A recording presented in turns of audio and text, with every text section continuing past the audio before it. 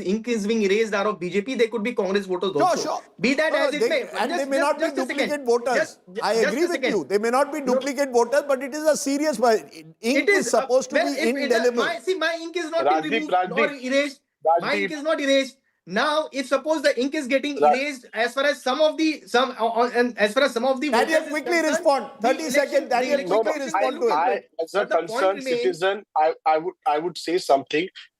Uncontested elections, even the Speaker of the Assembly, the way his conduct was in his assembly, giving members of his family tickets. One by one, let Daniel finish. No, let me talk, please. Let me talk. And the kind of, force that was used against an independent candidate in Kulaba, there are many such things, small things, that actually are not very encouraging. Election Commission, I would say, political parties are here to use all kind of forces to win an election. They are here to do that. Sam, dam, danda, bhed. My problem is with Election Commission. Why is Election Commission in a slumber? They should give the confidence to the people of this. Okay, time out. Jago Election Commission, Jago is what Daniel is saying. You cannot be Kumbhakarna anymore. Let's take a break at this point. When we return, plenty more. Preeti, the number is 32-21, which is closer. Remember, this is the first lot of wards that are being counted. And as you move from region to region, you'll find Mumbai's wards change depending on which region is voting. The BJP strongholds, there are some Congress small pockets, and there are Shiv Sena strongholds. We'll wait and see. The next hour should give us a clear sense of which way the wind is blowing in Mumbai. It's clearly at the moment seeming that the lotus could be blooming.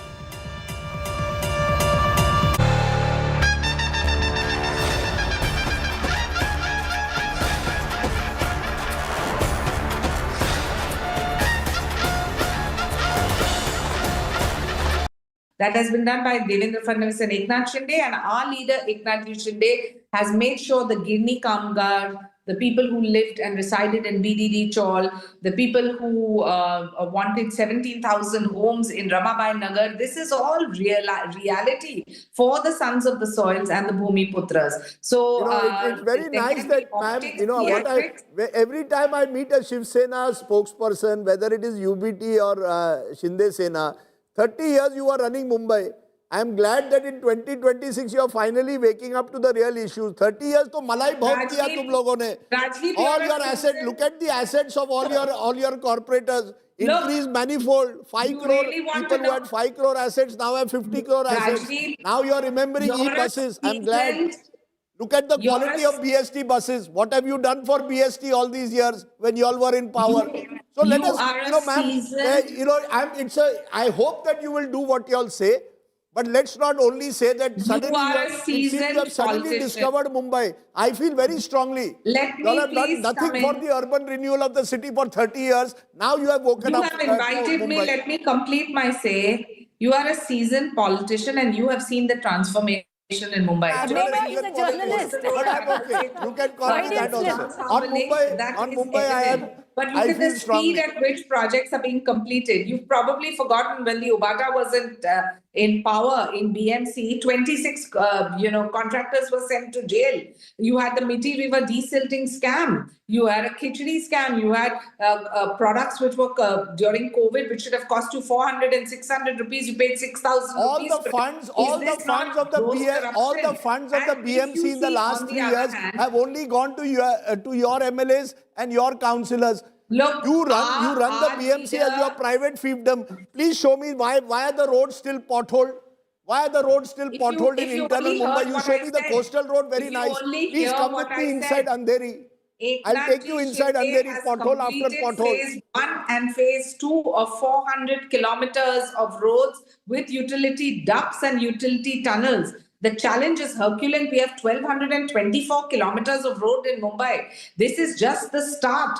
To April 2026, 750 kilometers, completely concrete with utility ducts and tunnels. Is that not a step in the right? Maharashtra, the saffron surge is apparent. Big day then for Devendra Fadnavis. Preeti. Mumbai ka King Khan, there'll be a definitive answer to that in just about an hour and a half to 2 hours. We'll at least know because then results will be firming up. Right now, it seems to suggest early trends that you have the Mahayuti, BJP and Eknath Shinde poised to be in the saddle of the mayor of Mumbai. It's an important election. Many would suggest, why so much focus on the BMC? It's the richest municipality in India, if not in Asia. Its budget even more than a few states where India is concerned, and political importance is altogether a different thing. We're going to break it down, but first up, allow us to take you through the headlines. Counting underway in BMC polls, early trends show BJP in the lead. Thackeray is close behind. Uddhav Sena accuses BJP of moat malpractice.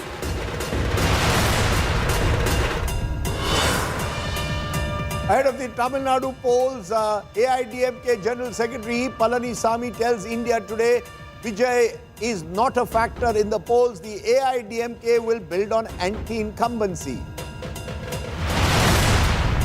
Big update on deadly Air India crash. Pilot Sabharwal's nephew is set to be questioned by the crash probe authorities. Pilot body condemns move. Says why harass the family of a deceased pilot. International Monetary Fund lauds India's growth, says strong consumption has pushed GDP figures better than expected. BJP mocks Rahul Gandhi's dead economy jibe.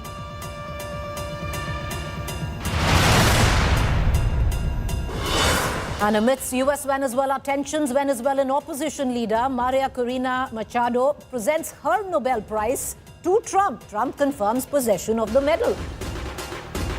And amidst US-Iran unrest, US says Iran halts 800 planned executions after the Trump warning. Trump had warned Iran of grave consequences amidst the violent protests in Tehran.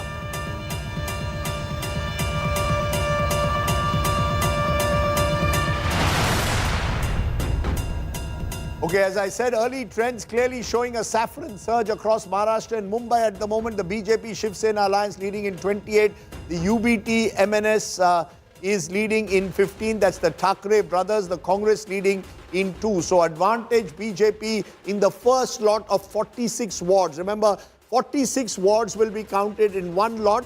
Total 227, halfway mark 114. Ritvik Bhalekar, our correspondent joining us from outside the BJP headquarters there. Is the BJP already celebrating, Ritvik, particularly with the exit polls also suggesting we could have a BJP mayor for the first time? Or are the numbers suggesting a slightly closer fight than was expected, than the one-sided race that the exit polls said?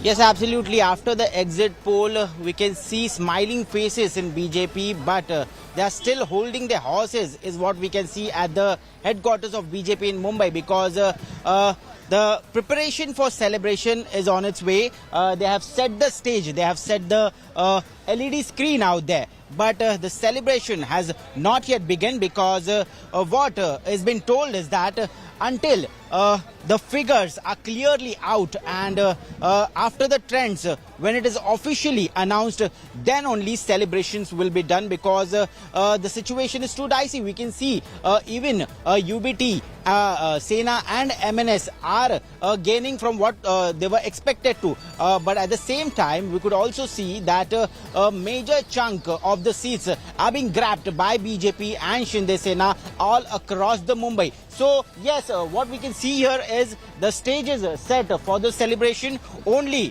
the Bhagwa Chadar is being laid after the results are officially out, and maybe after in the second half of the day, big leaders like State President Ravindra Chavan, CM Devendra Fadnavis, Mumbai President Amit Satam, Minister Ashish Shelar would be coming here at the state headquarters, and they will be joining the celebration. But now the celebration is on its way, is what we can see, and every Karyakarta, every leader has been told that there will be no official celebration until the official numbers are out. You know, it's very interesting. In this election campaign, Narendra Modi did not campaign, Amit Shah did not campaign, Yogi Adityanath did not campaign. The Trimurti, the three biggest campaigners of the BJP, the focus was on Devendra Fadnavis. So Preeti, if the results come the way they are, and Fadnavis has not just campaigned in Mumbai but across Maharashtra, gone to every municipal corporation. I think there's a hunger there to prove himself in this election as Neta number one. He doesn't want to be dependent on either Eknath Shinde or Ajit Pawar. Is this the emergence now of Devendra Fadnavis as a more acceptable, more urban Marathi Manus face? Absolutely. Because, you know, it's completely, if you look at it from what was the tropes of Balasaheb Thackeray that had been recycled to a new person. I'm just trying to, if these numbers hold, absolutely. is the acceptance of Devendra Fadnavis as the new Marathi Hriday Samrat? No, I wouldn't say. Look, I think what Devendra Fadnavis has very cleverly done, and there's a bit of the Modi trajectory in that. You are a strong Hindutva leader. If you saw his campaign in Vidhan Sabha, there was a strong Hindutva element. Yes. This time the element is very much Vikas and infrastructure man for urban Maharashtra. Yes. So you're trying to become all things to all people. I'm an infrastructure man. I'm also a Hindutva hero. There is similarities to how... Marathi Manus. And also a Marathi Manus. But I think, it's very interesting. A 55-year-old Brahmin in a Maratha-dominated politics acquiring this number one status if these election results hold is significant. And I raised this in Neta Nagri on Lallan Top 6 months ago, or maybe even earlier. After Modi, who? This question is constantly asked. Devendra Fadnavis, 55 years. He's got another 10 to 15 years. Exactly. Possibly where he will be an influential figure. So if these numbers hold, clearly he will be Neta number one in Maharashtra, less dependent on Eknath Shinde or indeed Ajit Pawar. Shweta Shalini, spokesperson BJP, joining us at that point. Krishna Hegde, spokesperson Shiv Sena Shinde, joining us. Chitra Batham, national spokesperson AICC. Shoaib Hashmi, Shiv Sena UBT is with us. Appreciate your joining us. Shweta Shalini, will you give credit to Devendra Fadnavis if you all win? Yeah, abhi bhi kahoge, nahi, triple engine, Modi, Amit Shah. Is this election about Devendra Fadnavis trying to establish himself? This election, Rajdeep, however you want to put it, this election is about the people of Maharashtra choosing Vikas over any kind of rhetoric.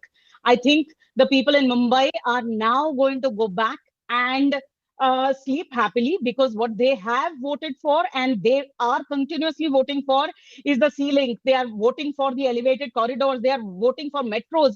And forget Mumbai. I think we are going in election for 29 corporations today. And for every single corporation, there is an impact-oriented agenda, which is either visible.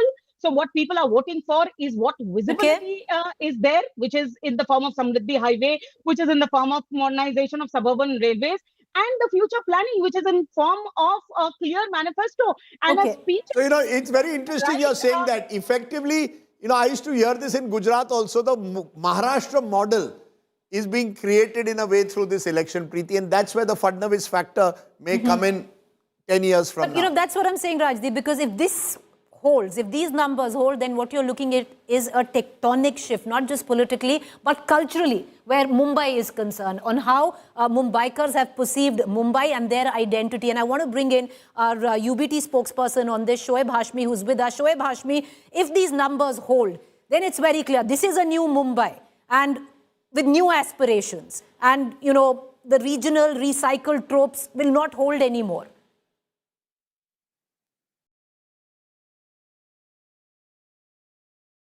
Shoaib Hashmi, can you hear us, sir? Yeah, good morning. I can. Please. Very good morning, sir. If these are the numbers, it doesn't augur very well for your own political party. You might have said that this election is stolen, but then it's a tectonic shift on how Mumbai really thinks. Political, culturally, it's actually truly a new Mumbai, where the old heroes of Mumbai will truly be relegated to the past. You have new heroes now who mean very different things. Yeah, Preeti, the results are very unexpected, what we are seeing on the screens. We were not expecting results this time, but the other way we can expect, because the BJP is in power and EVM and this old shuri and everything is with them. So I am not surprised that in all over Maharashtra, out of 29 Mahanagarpalikas, BJP will win more than 20. You also agree with me, because as you have seen the verdict and you have seen the way results are coming. But as you told, the new heroes, the heroes will always remain as a Thackeray family, because Thackeray always ruled Mumbai. But how? They've always ruled. So there's an always ruled. It's no longer there. It doesn't hold. You had the potent No, combination of both the Thackeray cousins coming in together. We can hold Mumbai even today also. But you can see the vote chori, the voter list has changed. The voters who have voted in the assembly election, thousands of voters are not there, especially where we are dominating, where the UBT and MNS is dominating, and even the Congress is dominating. They have deleted the numbers of voters from these constituencies, But these Rajdeep, you know, the areas. Thackeray's now and the legacy of the Thackeray's is strong, but it's now relegated as an old CPR tinted image, relegated to Mumbai's past. Look, you know, this is almost a throwback to the 70s and early 80s where the Thackeray's were struggling when the Congress became so dominant. And it was only in 1985 because of a comment made by a former Maharashtra Chief Minister Vasantdada Patil about how there was a fear of Mumbai separating from Maharashtra that the Shiv Sena was revived.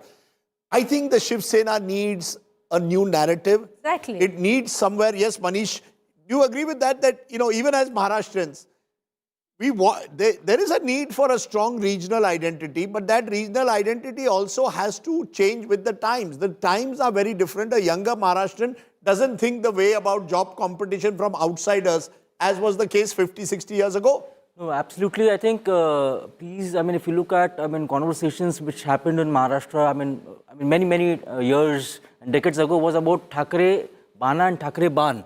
So the Thackeray brothers have, obviously have the Thackeray Bana, but where is that Ban headed? That Ban is devoid of Hindutva, that Ban is devoid of anti-Congressism, and even the Marathi Manus, even that credibility is now, completely That's a very gone. good point. You see that, you know, I associate Bal Thackeray only with Maharashtrian Asmita, but also Hindutva. He made that transition and made it rather effortlessly, and that, in a sense, has been abandoned, many believe, certainly by Shiv Sena, UBT, tying up with Congress. Chitra Batham, national spokesperson, AICC, you all seem to only suggest vote chori. I mean, we might as well not have an election if within half an hour of counting, Rahul Gandhi tweets and says this is vote chori election. At least wait for the results.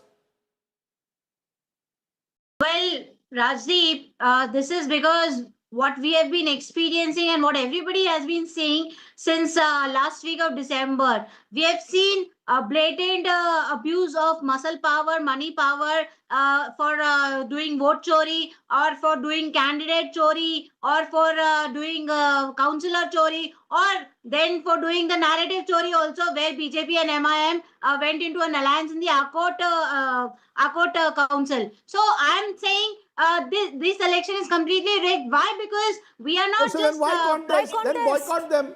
Boycott. If you believe the elections are rigged, take your chance and say we are boycotting the elections. Is that the only solution left? Is that the onus only on us? No, that is not. I'm not holding a brief for the election commission. They have much to answer for.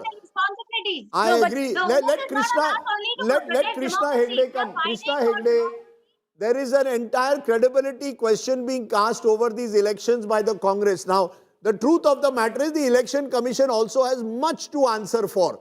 Do you agree with that? That while we talk about Thackeray brand and whether that's got diluted, the rise of Fadnavis, there's also the decline of public confidence or certainly opposition confidence in the election commission. No, absolutely not. But I think, Congress allegations are just ridiculous. They are in Bihar, they lose the mandate. They are in Delhi, they lose the mandate. Rahul Gandhi loses 95 elections under his leadership. And after that, now in a 227 house in the BMC, they are not getting 2 seats. And they're talking about vote chori. If they had spoken something more relevant, I think the people would have understood. Shweta has very clearly said that we were only focusing on development. And that's the narrative which we had set.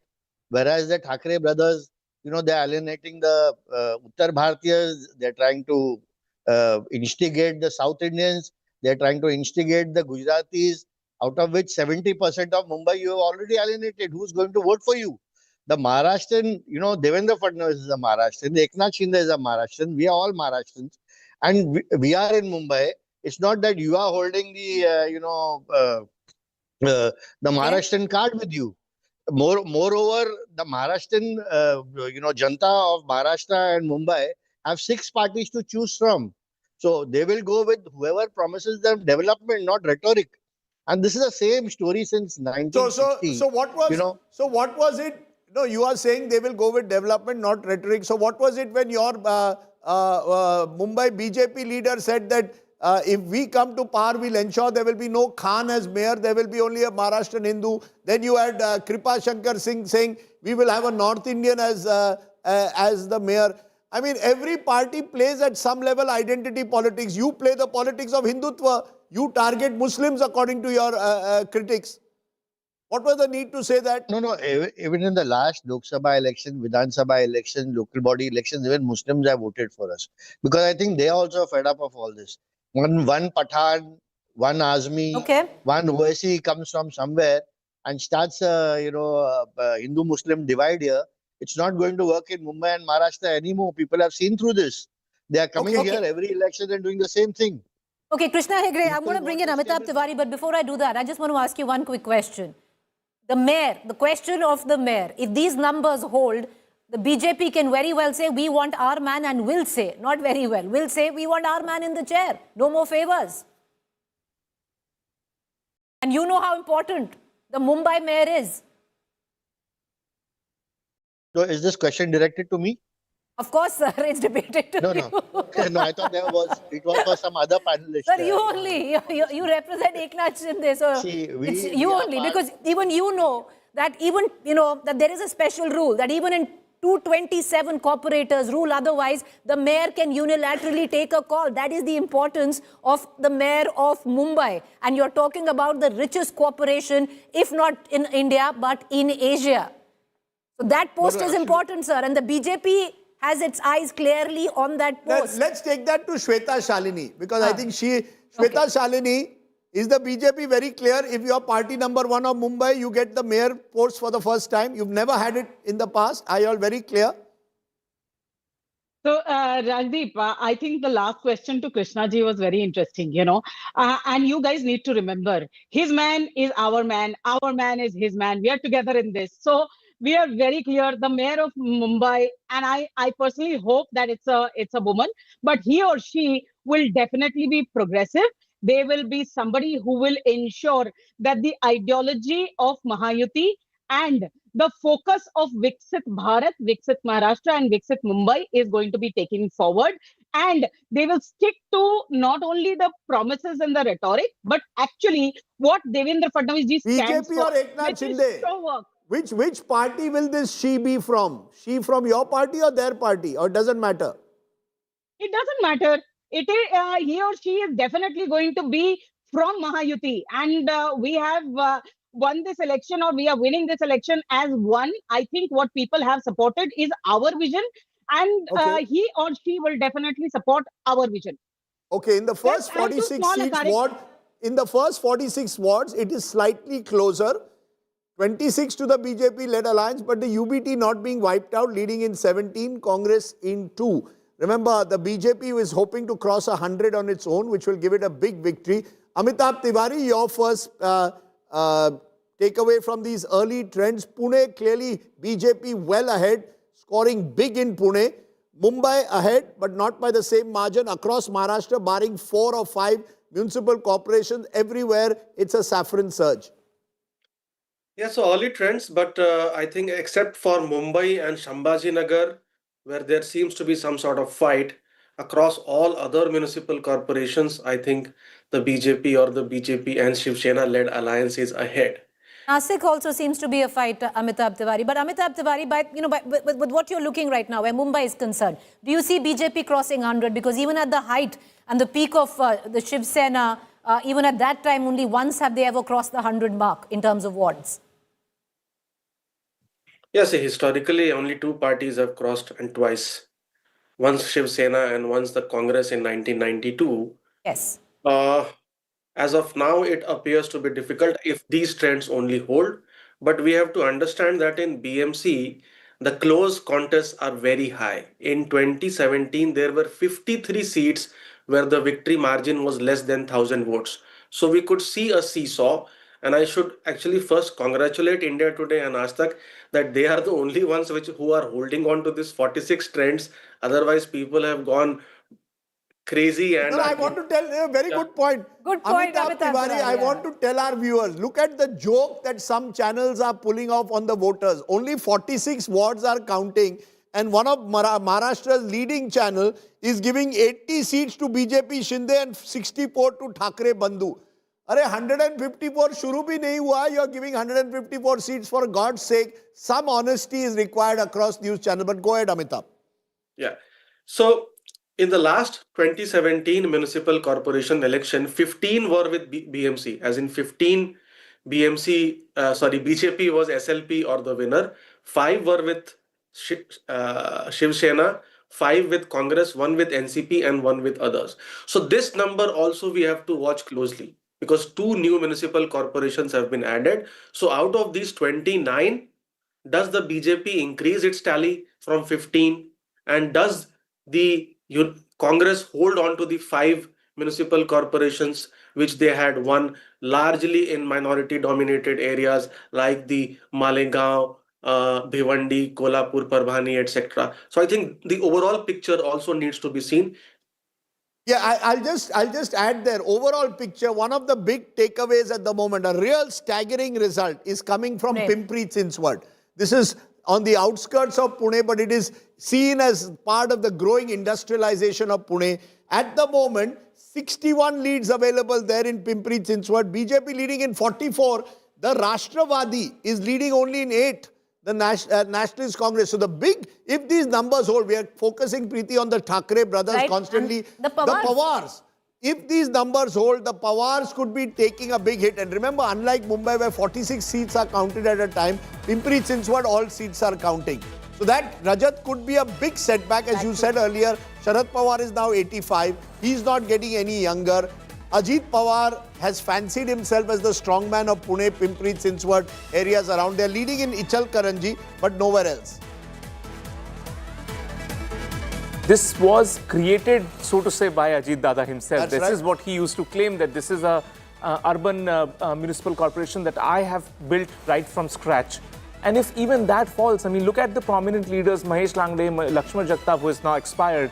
But these were the stalwarts of that place. All of these people, lock, stock and barrel, moved to the BJP. So the entire leadership around PCMC that was built by Ajit Dada is now all withered away into multiple parties, leaving a complete void there. But you know, the bigger challenge here for Ajit Pawar is he wanted to be Maharashtra ka Dada. But if he is not even Pimpri Chinchwad ka Dada, then what Dada is he? So that is the big, credibility question. What do you think would be the implications on the alliance?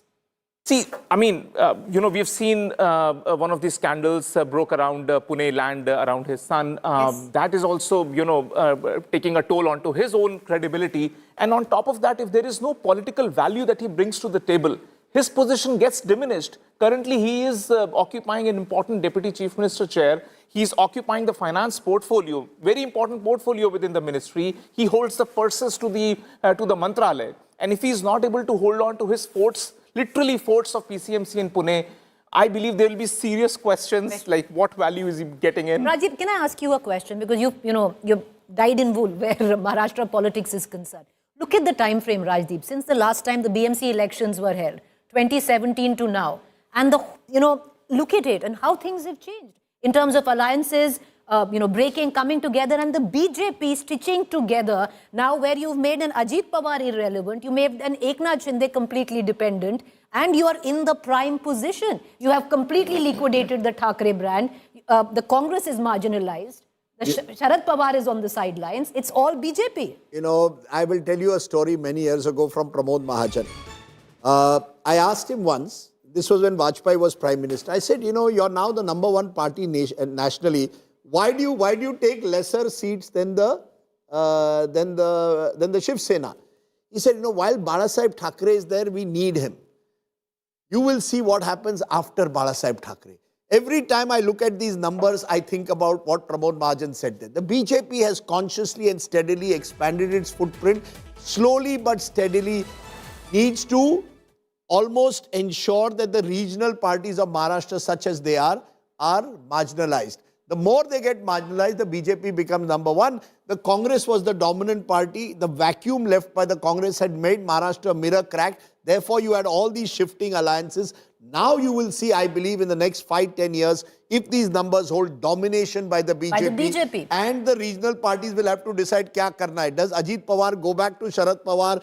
Do you again have Rajiv, a Maha will you hold Vikas that thought? Aghadi? We have Mr. Athavale. We have my old friend Ramdas Athavale. Kashe aat, sir? Good morning. Namaskar. Kashe aat? Athavale sir, बोलिए नमस्कार. ठीक है. Mister अटावले, बस ठीक हूं मैं sir. ये number दिखा रहे हैं कि बीजेपी जहां भी देखो, बीजेपी नंबर 1 पार्टी बनकर जा रही है. आपको भी उन्होंने सीट नहीं दी. आप चाहते थे मुंबई में आपको सीट मिले, वो भी उन्होंने नहीं दिया. आप मंत्री बन गए, आपकी पार्टी बिल्कुल हाशिए पर हो गई और बीजेपी नंबर 1 हो गई. बीजेपी आप सब छोटी मोटी पार्टियों को खत्म कर रही है और महाराष्ट्र की पार्टी नंबर 1 बन रही है. मानते हैं?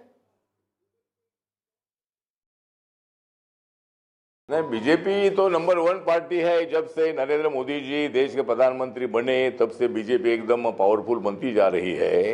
लेकिन एक बात सही है कि मुंबई के इलेक्शन में एक बार मेरे पार्टी का मैं मेयर भी था. एक बार मेरे पार्टी के 12 कारपोरेटर चुनकर आए थे कांग्रेस अलायंस में, तब मेरे पार्टी का मैं मेयर भी बना था. मुंबई में मेरी पार्टी की तो ताकत भी है, लेकिन अपने बलबूते पर लड़कर चुनकर आने की ताकत नहीं है. तो बीजेपी और शिवसेना में एकनाथ शिंदे में बहुत देर तक जैसे चर्चा चलती रही और उसमें हमें सीट देने का मतलब उनको सीट नहीं मिली. लेकिन देवेंद्र फडणवीस जी ने आरपीआई को एक एमएलसी देने के लिए बोला है. 1-2 महामंडल के चेयरमैन है, पर आपको कुछ मिला नहीं. नगर पालिका में 2 सर, लेकिन आपको धीरे धीरे खत्म किया जा रहा है. आपको धीरे धीरे खत्म किया जा रहा है. आपका कोई अस्तित्व नहीं रह जाएगा. आप नहीं, खत्म तो मैं नहीं हो जाऊंगा. मैं दिल्ली में मंत्री होने से मेरी पार्टी पूरे देश भर में है. महाराष्ट्र में थोड़ा नुकसान हो रहा है. अठावले साहब, बात वही है ना, दिल्ली में आप मंत्री हैं, पार्टी का अस्तित्व आप महाराष्ट्र में देख लीजिए अभी क्या है. क्रोनोलॉजी समझिए. राजदीप सर ये कहने की कोशिश कर रहे थे, देखिए 2017 से अब तक क्या हुआ है. अगर जो अजीत पवार हैं वो साइडलाइन हो गए हैं, एकनाथ शिंदे डिपेंडेंट हो गए हैं, ऑल कंज्यूमिंग बीजेपी है, आप जैसी जो और भी छोटी पार्टी है उसका अस्तित्व क्या होगा.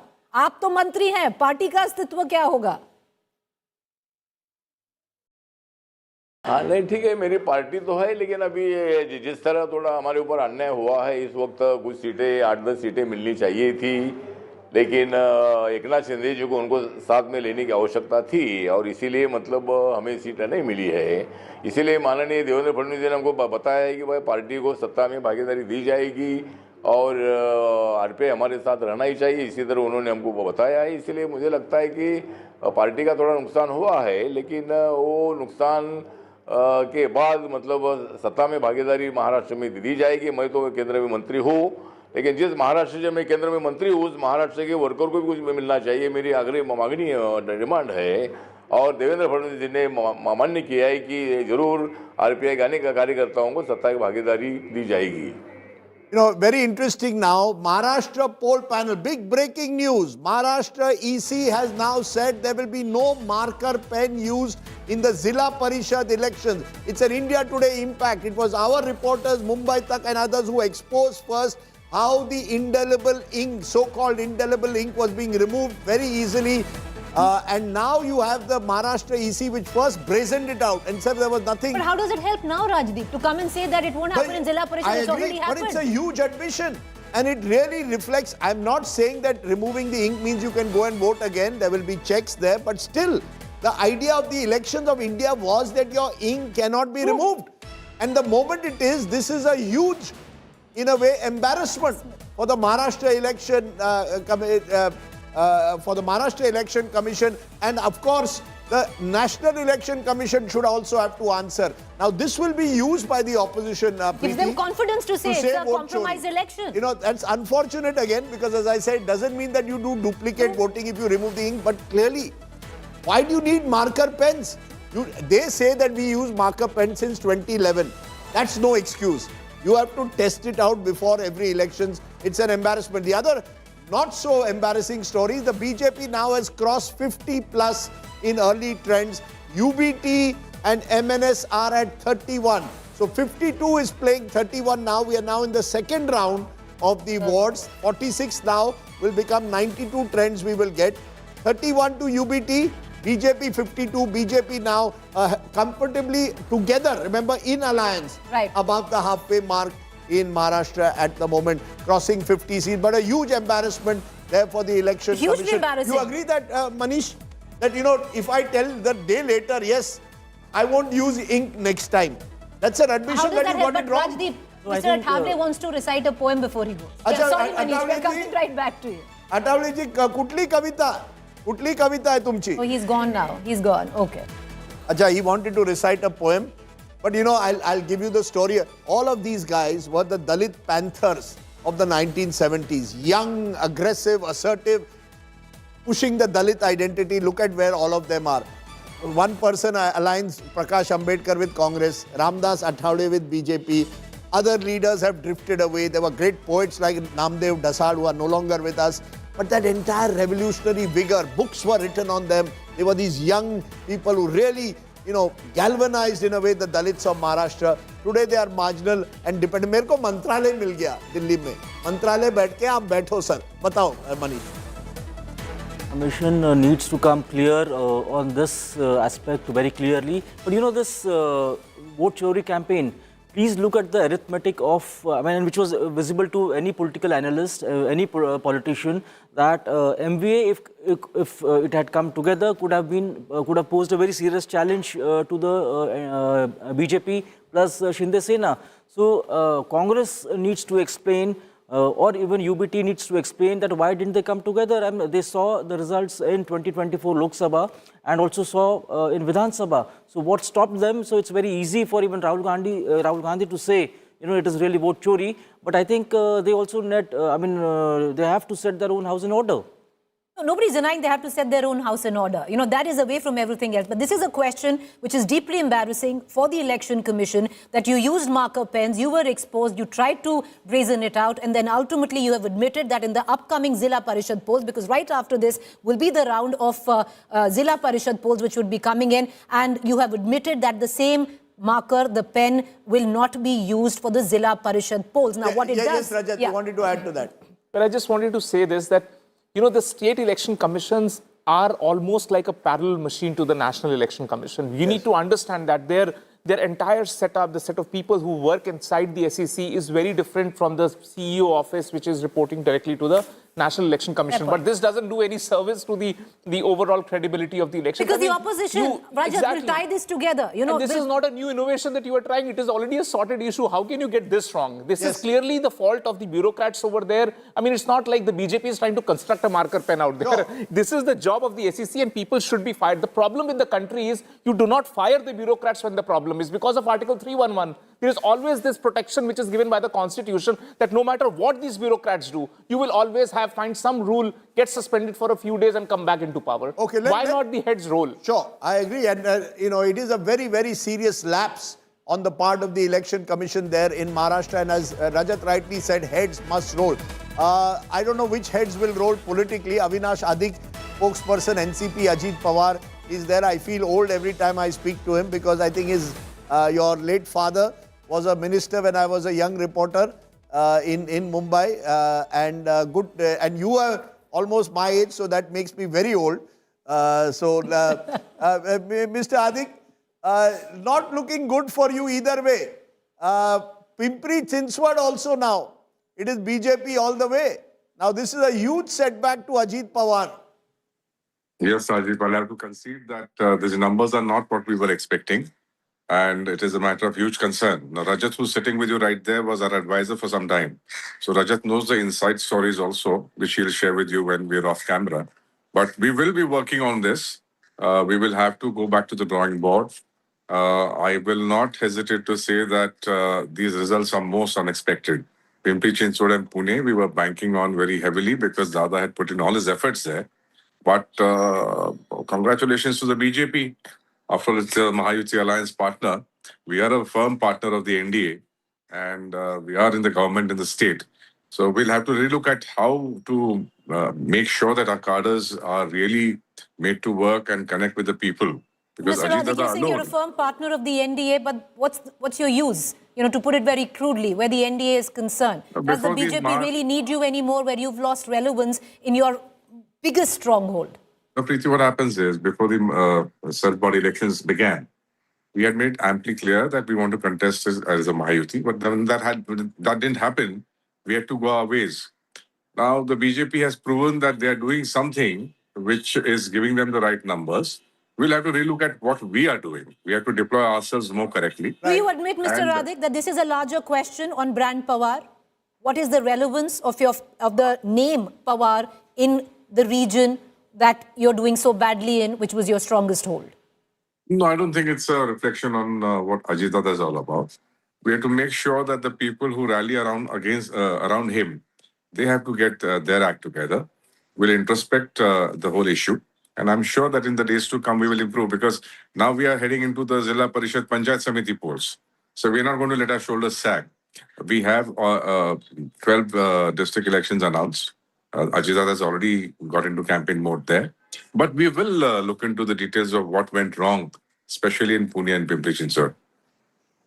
Shweta Shalini, this entire controversy at the moment over indelible ink now has acquired an entirely new dimension, with the EC now saying, or the Maharashtra State Commission saying, we'll now not use marker pens. But that's after, it's like trying to shut the door after the horse has bolted. The truth of the matter is, does it cast a shadow, you believe, over the elections? Or you believe that because EC says there can be no duplicate voting, all these charges of vote chori are fictitious? Rajdeep, I have been here for some time, and I think I need to take all the points one by one. First and foremost, I've heard you talking to Ramdas ji and various other people on your panel, and continuously saying that BJP has been trying to, minimalize these smaller parties. Now, one of the things that I want to remind you, it is the people. We live in a largest and strongest democracy. We work towards this, and that's the reason why you need to understand that it is the people who decide, and what people have voted for is the ideology, it is the work, and it is what is being visible in the form of Devendra Fadnavis and his vision. Now, having said that, let's come back to one by one. I also want to talk about PCMC and Pune. If you actually look at PCMC and Pune, our natural alliance, and BJP has always said this, our natural alliance is the ideological Shiv Sena, which is Eknath Ji's Shiv Sena.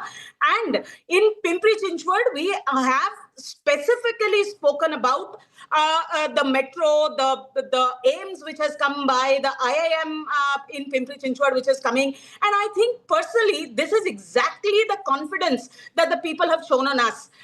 This triple engine is what people are voting for continuously. And that's one of the reasons why you saw neither Sharad Pawar ji or Rahul Gandhi actually come down on the streets. And as far as the Thackeray brothers is concerned, they planned 4 rallies, out of which 1 rally, MNS also did not appear.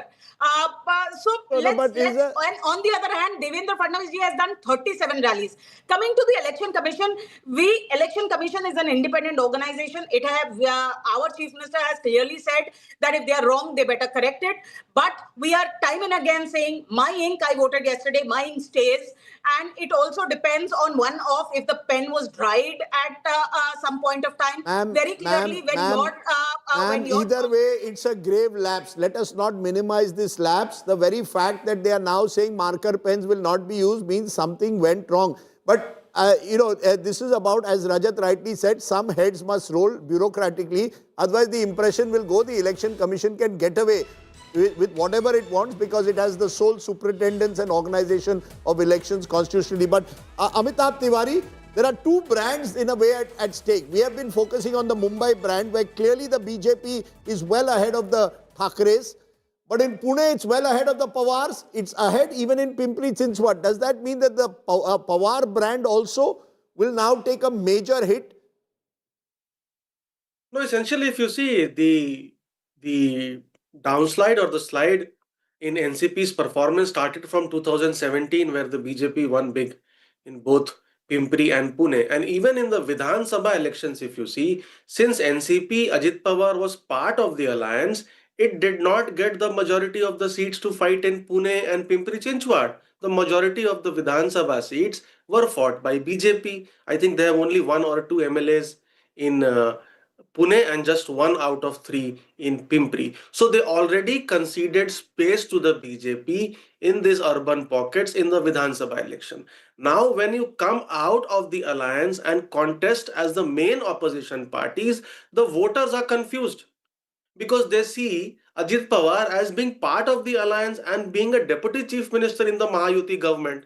So it creates a confusion in the mind of the voters. The voters have already shifted to BJP in the Vidhan Sabha election and they see it largely as a local play. You know, and we are also seeing, Amitabh, to take your point to Krishna Hegde, even the Eknath Shinde group, Mr. Hegde, your party, is also struggling to keep pace with the BJP. Kalyan Dombivli, where the MP is his son Shrikant Shinde, BJP is leading in 17 and your party in 9. And here there have been clashes between the supporters over a tussle for supremacy. So except for Thane, where of course you are leading at the moment, in other places the BJP is ahead of you. So you are also now very much a junior partner. BJP in the last 15 months has ensured हम लोग बाकी आप लोग सब junior हो गए, हम senior. No, I wouldn't go with that point of view. I would say that the Mahayuti is intact. We are working as one cohesive unit.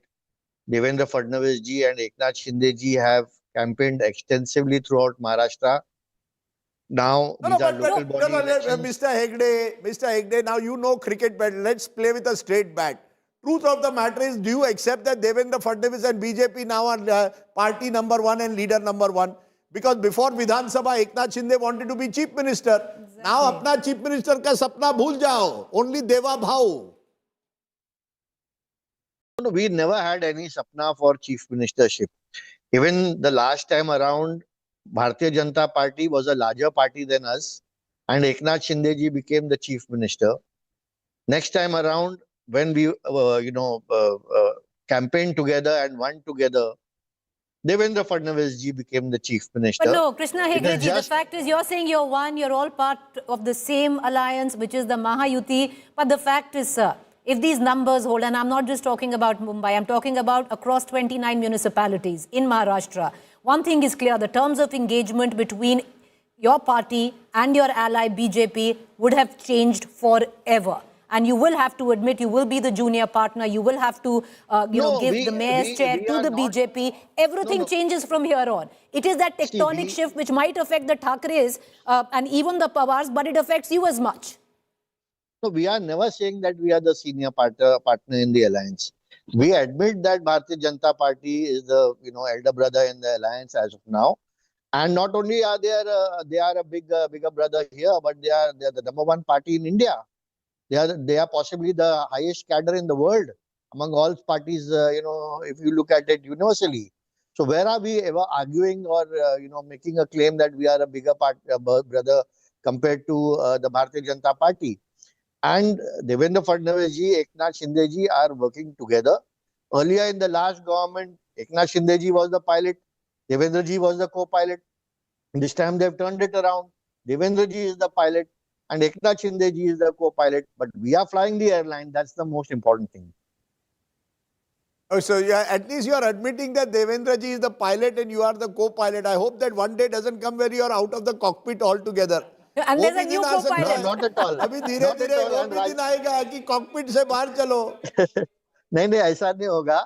No, that's right. And in Navi Mumbai, you see, when I look at the results across, clearly it shows that even except for Thane, where Shiv Sena, your party is ahead of the BJP, in all other places, Sambhaji Nagar, good example, Aurangabad, or formerly Aurangabad, BJP leading in 18, Shiv Sena in 11.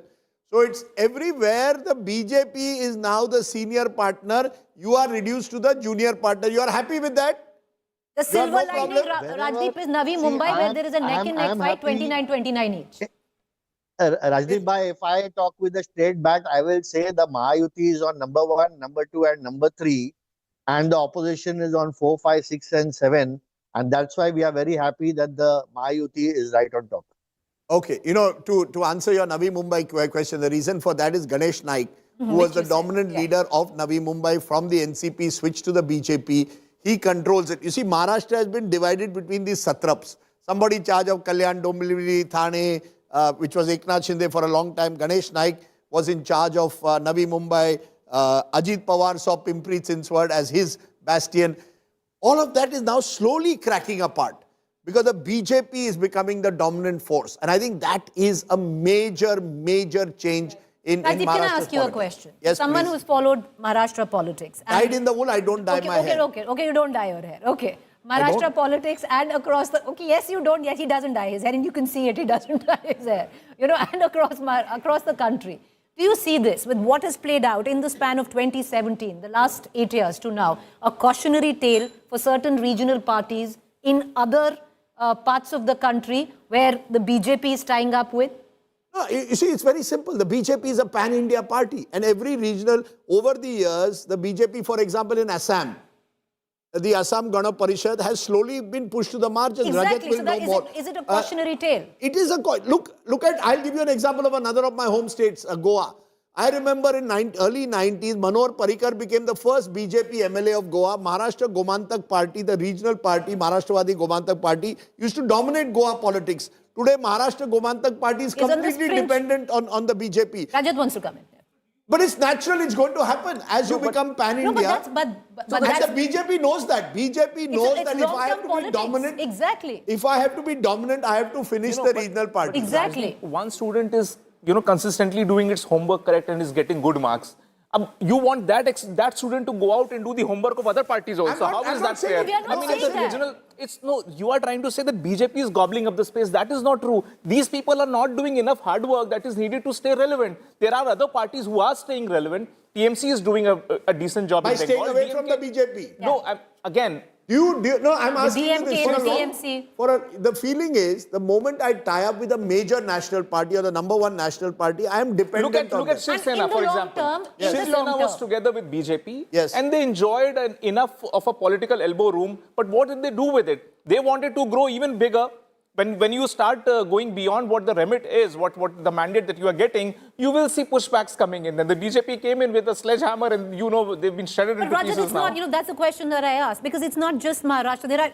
These are examples in every state where if the BJP has allied with the regional party, over time, it's a long-term game, it's a fabulous political strategy. Over a long time, you have seen the regional party diminish. I just want to add there, the BJP now is streaming ahead. There's a strong, you see, this is how Mumbai's wards will come. When you come to the wards, for example, of the western and northern suburbs, Andheri and beyond, Borivali, Kandivali, where large Gujarati population, BJP will dominate North Indian and Gujarati pockets. They are now leading in 61, with the BJP leading in the most sizable chunk on its own, compared to the Eknath Shinde group, but not on its own at the moment over at the halfway mark. It is leading at the moment on its own in 18, Shiv Sena in 11. But as you go over time, my sense is the BJP will, alliance will certainly be over 114. The only question now is, can BJP on its own cross a century? If they cross a century, it's a huge day for the BJP because it's the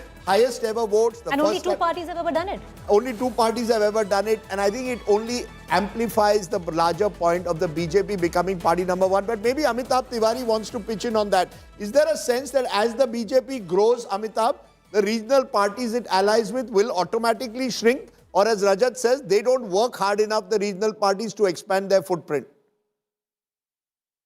What also is a fact that regional parties in India are controlled by families. So as soon as you go into the second or the third generation of the family controlling the party, we've seen parties have become weaker.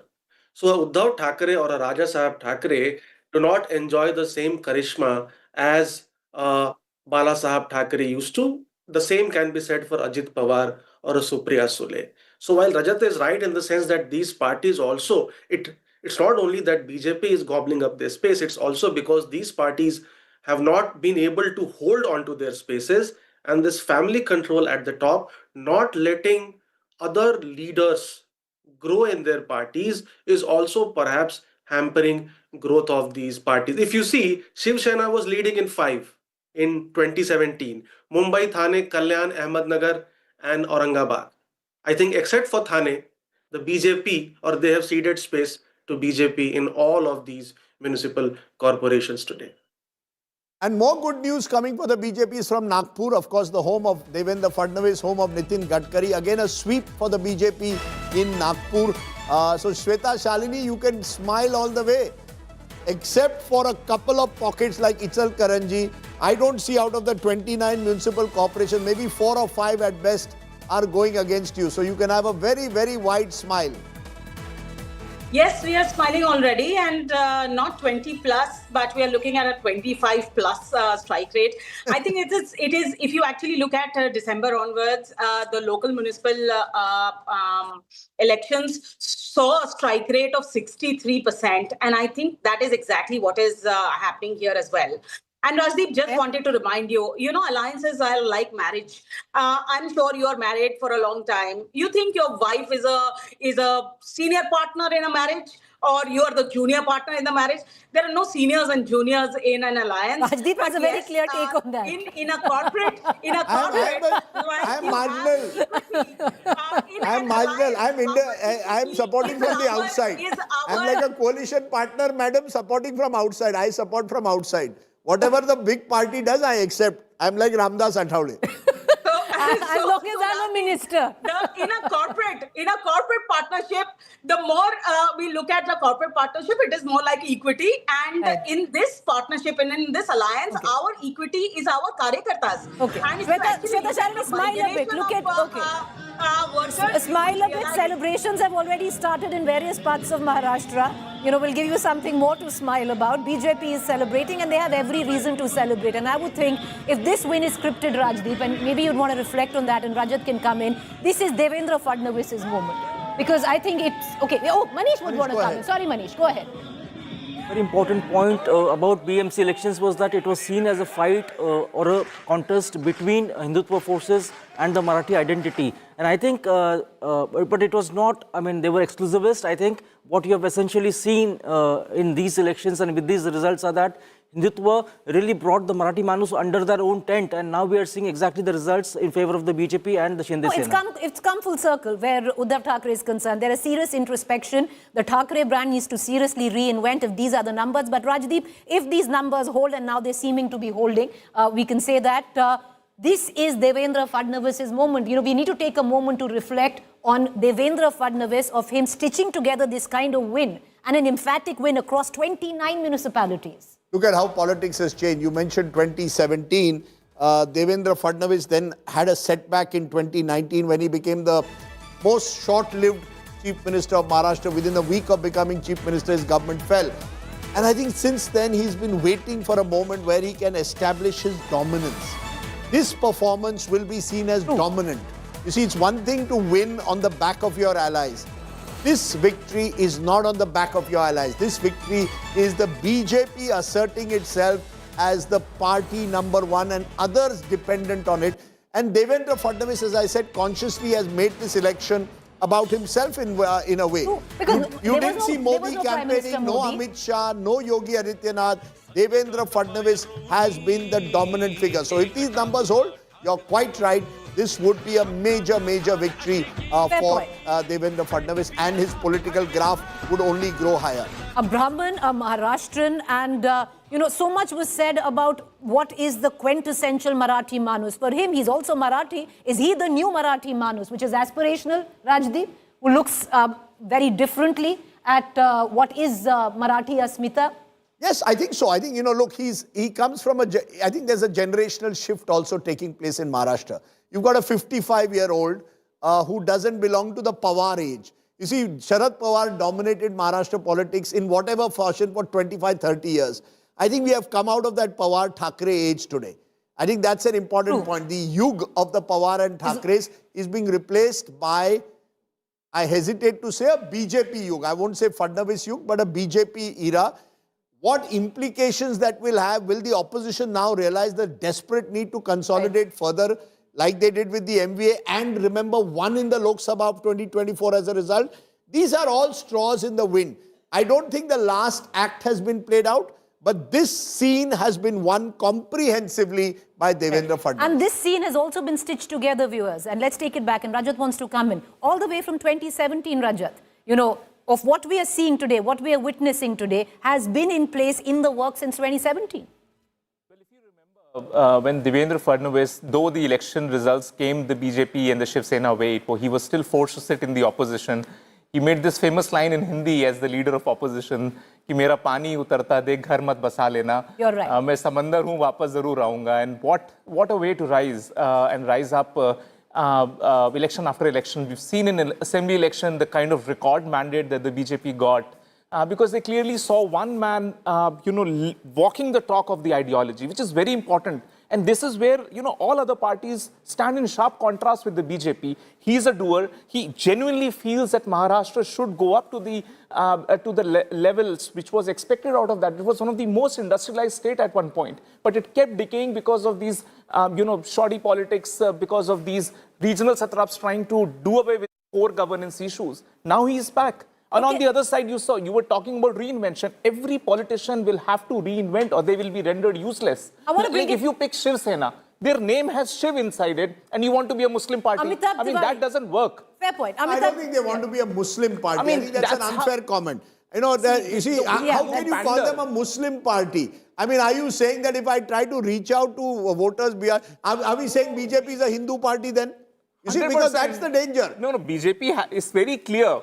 They are like, see, we remain a Hindu party. We want to be culturally there. People who want to join this bandwagon of a cultural Hindutva, they can join the bandwagon, including Muslims. I want to bring in... But these people, they don't want... See, just for the opportunistic politics that you want a vote share, because without that vote bank, you cannot build up a narrative.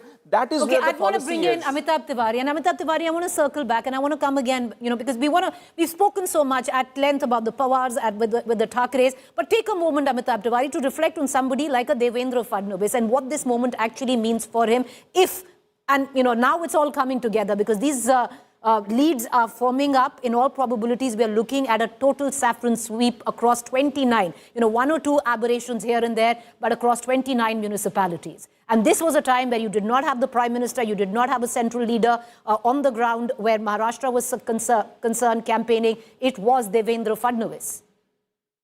Yeah, so Devendra Fadnavis represents many facets. So to the Ladki Bahin, he is the Devendra Bhav.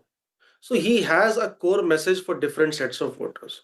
While he also appeals to the core Hindutva ideology voter. Maharashtra has the highest urbanization in the country. So he very well understands that only Hindutva cannot get him beyond certain votes or certain seats. If you recall, in 2014 and 2019, the BJP was at 105 or 122 seats. So it also represents a vision for the creation of a new Maharashtra, which is led by infrastructure. Maharashtra also has lagged some of the states in the southern part of India in these past 10-15 years. And I think that vision to get Maharashtra back onto the top is also perhaps helping him. So different messages for different segments. Different messages, and he amalgamates quite a number of that messaging, and especially the messaging to the youth, be it a Marathi youth in Maharashtra or a youth from a different caste, which is aspirations. It's a new aspirational Maharashtra if these numbers really go all the way. But Rajdeep, look at the images that are coming in right now. You have the BJP and Eknath Shinde double to that of an Uddhav Sena and an MNS. I think it's game, set and almost match now. You can say that with some comfort in the BMC. It is also game, set and match in Pune to the BJP. It's game, set and match to the BJP in Nagpur. And the BJP Shiv Sena alliance is well ahead in Aurangabad or Shambhaji Nagar. So the four biggest cities of Maharashtra, Nashik also, the numbers seem to suggest, interestingly, the BJP at the moment, the BJP-led alliance is ahead. So across the major cities of Maharashtra, you're seeing a saffron surge. It is in line with what we saw in sorry, I must correct myself. Nashik is a little, is turning out to be a close run race because there, very interestingly, you had an anti-BJP front being created both with the NCP Congress as well as the MNS UBT. And together, if you see, they are a little ahead. 14 to the BJP, MVA plus MNS 9, SS plus NCP. is 14. So they've come together to With take an on India the BJP. alliance in Nashik. You see, politics is arithmetic and chemistry. I think the opposition has got their arithmetic wrong across Maharashtra and the chemistry also wrong. And therefore, they need to go back to the drawing board. Nothing is permanent. But I think the BJP has worked at it consistently over a long period of time, and they're reaping the rewards for a decade of concentrated work. Ritwik Balekar, Rajdeep, our colleague, is at the BJP office. Ritwik, when we came to you an hour back, there was tepid silence. They wanted it to firm up the results. How are things looking like right now? Are celebrations on? What's going on?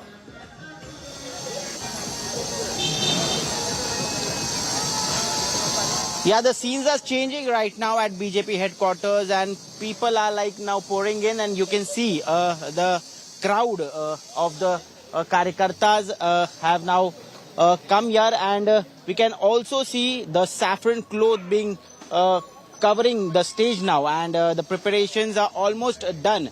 Now, only thing BJP leaders are waiting for is to the numbers should cross the magic figure, which is 114. Right now, the trends which are we can see is they are above 90, but once officially the magic figure is crossed, BJP leaders have told to start celebrations.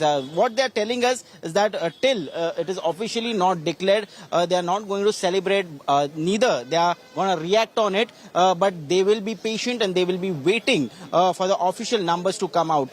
Right now, the trends are, what we can see is somewhere near 90, BJP and Shinde Sena, but at the same time, within an hour or so, the whole celebration will be starting at BJP headquarters, and the preparations are completed now. And by 5 p.m., not just CM Devendra Fadnavis, but all the crucial leaders of state BJP, BJP State President Ravindra Chavan, Mumbai President Amit Satam, or Minister Ashish Shelar will be coming over to the headquarters and joining these celebrations in a while.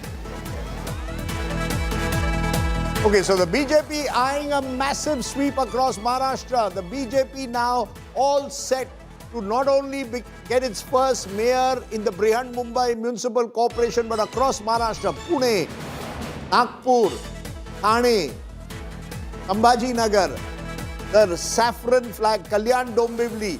The BJP out of the 29 municipal corporations, along with its allies, is leading in as many as 24 as of now out of the 29. This is a huge, huge day for the Bharatiya Janata Party. Remember, you could argue that the RSS, of course, leadership has always been Maharashtrian dominated. It always, Nagpur has been its citadel, but it never really grew in Maharashtra. Vidarbha was always Congress dominated. Marathwada would see an element of flux. The Congress was the dominant party of Western Maharashtra. Mumbai was Shiv Sena territory. All of that has changed today, Preeti. You've got a new picture of Maharashtra.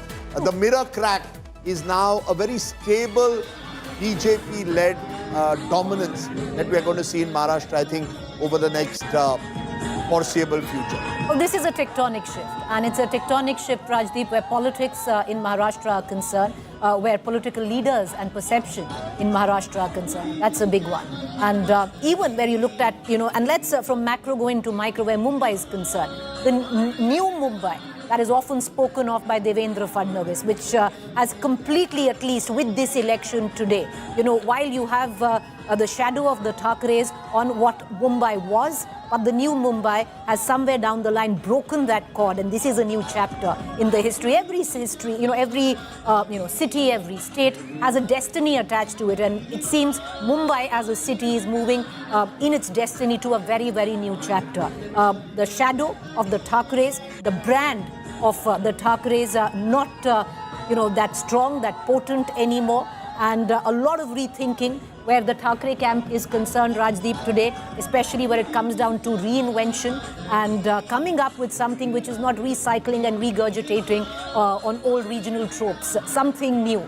And this is, once again, there are many factors to it. Number one, Rajdeep, if we're going to break this down, number one, it is the emergence of the Bharatiya Janata Party as possibly the single largest party in terms of Mumbai. And Now, will it go over the 100 mark? That remains to be seen. Number 2, the dilution of the Thackerays completely. Number 3, where you look at, the Congress there and the other parties completely relegated. Congress thought it would be able to hold on to its core vote bank. That hasn't happened. So 3 big factors which are playing on a macro level. This is a cautionary trail for a lot of regional parties, and that's played out over the course of the last, 8 years, Rajdeep. And how the BJP itself, foresight, longevity from 27, stitching this win inch by inch, election by election. And we are standing here today where BJP is the fulcrum of politics in Maharashtra.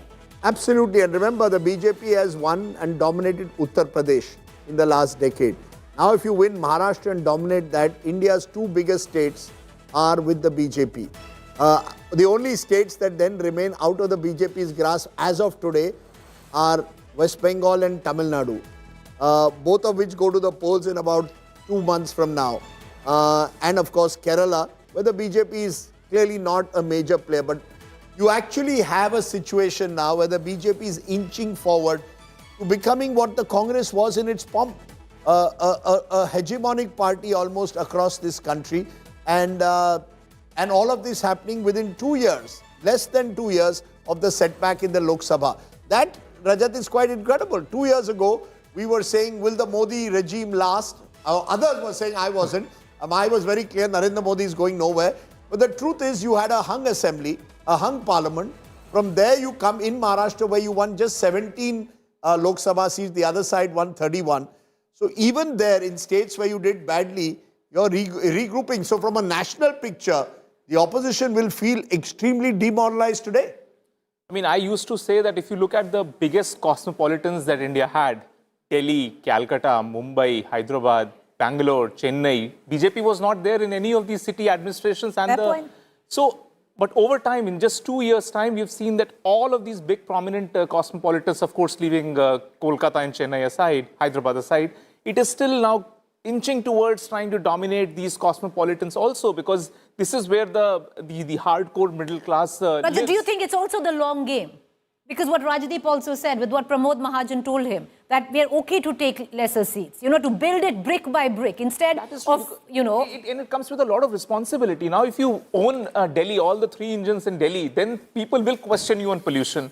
If people in Mumbai, if there are issues there and you have triple engine over there, it comes with a lot of responsibility. And this is where the real test of Devendra Fadnavis as a chief minister would, and his ascendancy will also depend on how much spoken he's about able Devendra to Fadnavis. genuinely Rajiv, one go more out and factor deliver. on the big takeaways. Of course, along with the Thackerays, the Pawar brand. The Pawar brand, is a brand which, as one of the guests pointed out, has been on the decline for a while. Sharad Pawar is 85. Yes. His primary hold was in Western Maharashtra. So once the Pawar brand starts declining, even in his original citadel, it was always subject in a way to diminishing returns. Ajit Pawar broke away and damaged that brand further. Now Ajit Pawar himself is being damaged. It just shows that voters are looking at options beyond the traditional family politics. I think Maharashtra's traditional family politics are now facing the politics of these satraps and the politics of families have taken a huge hit today. And that's, I think, one of the big takeaways for me, that not just the Pawars, but you will see the so-called dominant families across districts, the sugar barons and their families used to dominate the districts of Western Maharashtra. But when I look at some of these districts, they're doing badly there as well. So I think the BJP has been able to make itself a truly pan-Maharashtra party, even as the other parties are very localized. And the Congress, which was the other pan-Maharashtra party, has just been organizationally so comatose in the last 24 months in particular, that I'm not surprised. All right, we have Rakesh Shankar Shetty, who's joining us from the Congress there. Rakesh Shankar Shetty, when you're looking at the board now and how numbers are stacking up, and abysmal, Rakesh Shankar Shetty, because you had an option that maybe you would have gone, not that it would have helped much now, Rajdeep. The Congress going in with the Shiv Sena, UBT would not have, what would have really achieved? You not might much. have had a tougher fight in Mumbai. A tougher fight, but that's it. Tougher fight in Mumbai, and the Congress says it wants to build itself, but it clearly hasn't been able to do that. But I think it's beyond now just Mumbai. What you're seeing is Mumbai 29 municipalities. Across Congress municipalities. So party much like we saw even in the Vidhan Sabha elections, Okay. it's a sweep. As we Maria, speak. speaking now, join us. Welcome, Congress Maria. party will Welcome. Where we saw a sweep 2 months ago in your home state of Bihar. Now we are seeing one in And Maharashtra. Rajdeep, even as we speak, this is called the party which is constantly planning and looking at what next for it. Mr. Lakshman, who is the returning officer for the national elections of the BJP, which is the party elections, they have put out the entire schedule of what will be the nomination for the next BJP president, which is, we know the name now, Nitin Nabin, will be filed on 19th of January, which essentially means that all the BJP chief ministers will be in Delhi on those dates. So the date is clear that 19th January is when the nominations will be filed, and 20th is when the name will be announced. So formally, Nitin Nabin, who's presently the working president of the BJP, will become the president of the BJP on 20th for a period of 3 years. But this is coming at a time when the BJP is looking at this massive sweep across Maharashtra. And the change of guard, Rajdeep, you have a Devendra Fadnavis who's done this on his own, 55 years old. You have a young man in the place of the BJP national president right now. It's coming together. But welcome, Maria, some Bhakarwadi for you, Rajdeep. A very interesting thing I will tell you about the Bakarwadi. Give my plate back. Okay, I want to go to Rakesh Shankar Shetty, spokesperson Congress, before we talk about Bakarwadi. But Rakesh Shankar Shetty, are you conceding now that the BJP is winning the BMC, that they are going to get their mayor and they are sweeping Maharashtra? You're doing badly across the state that was once your fortress. See, the basic difference between Bharatiya Janata Party and Congress is we don't compromise with our principles. Some panelists just raised the issue why we didn't get into alliance with Manse and Shiv Sena. Manse, which hits out at Uttar Bharatiya, Congress will never have an alliance with them. Unlike BJP, who rules the Uttar Pradesh, and at the same time during Lok Sabha election, we saw how Narendra Modi ji shared the stage with Raj Thackeray. And today, yesterday when the Mumbai was out for voting, we saw what a mess it was. VVPAT is missing from all the booths across Rakesh Mumbai. ji, you're saying that you didn't go with Uddhav Thackeray at the back of MNS because of Raj Thackeray and his brand of politics. Definitely. No, but We are one very second, clear sir.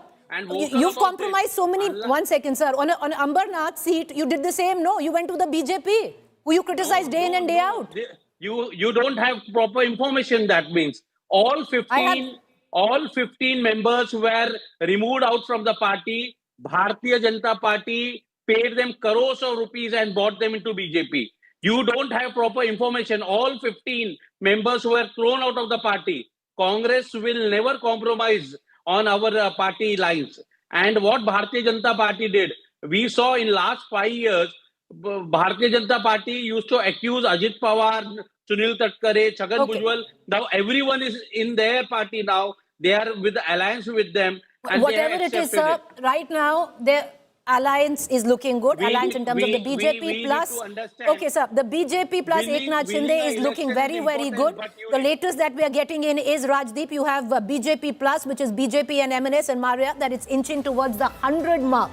That proverbial figure of 100 wards. The BJP would like to do it alone. Though right now, with the way things are progressing, it seems doubtful. But 94 is where the BJP and the MNS is poised on, nearly the double of what UBT, Shiv Sena and MNS stands at. Yeah, go ahead. Yes, and I'm looking at also some data which has come in, Rajdeep. This has to do with the state-wise campaigns and rallies which have been held by key BJP leaders and key leaders across. If you look at the Congress big sabhas, in terms of big sabhas, they did not do much.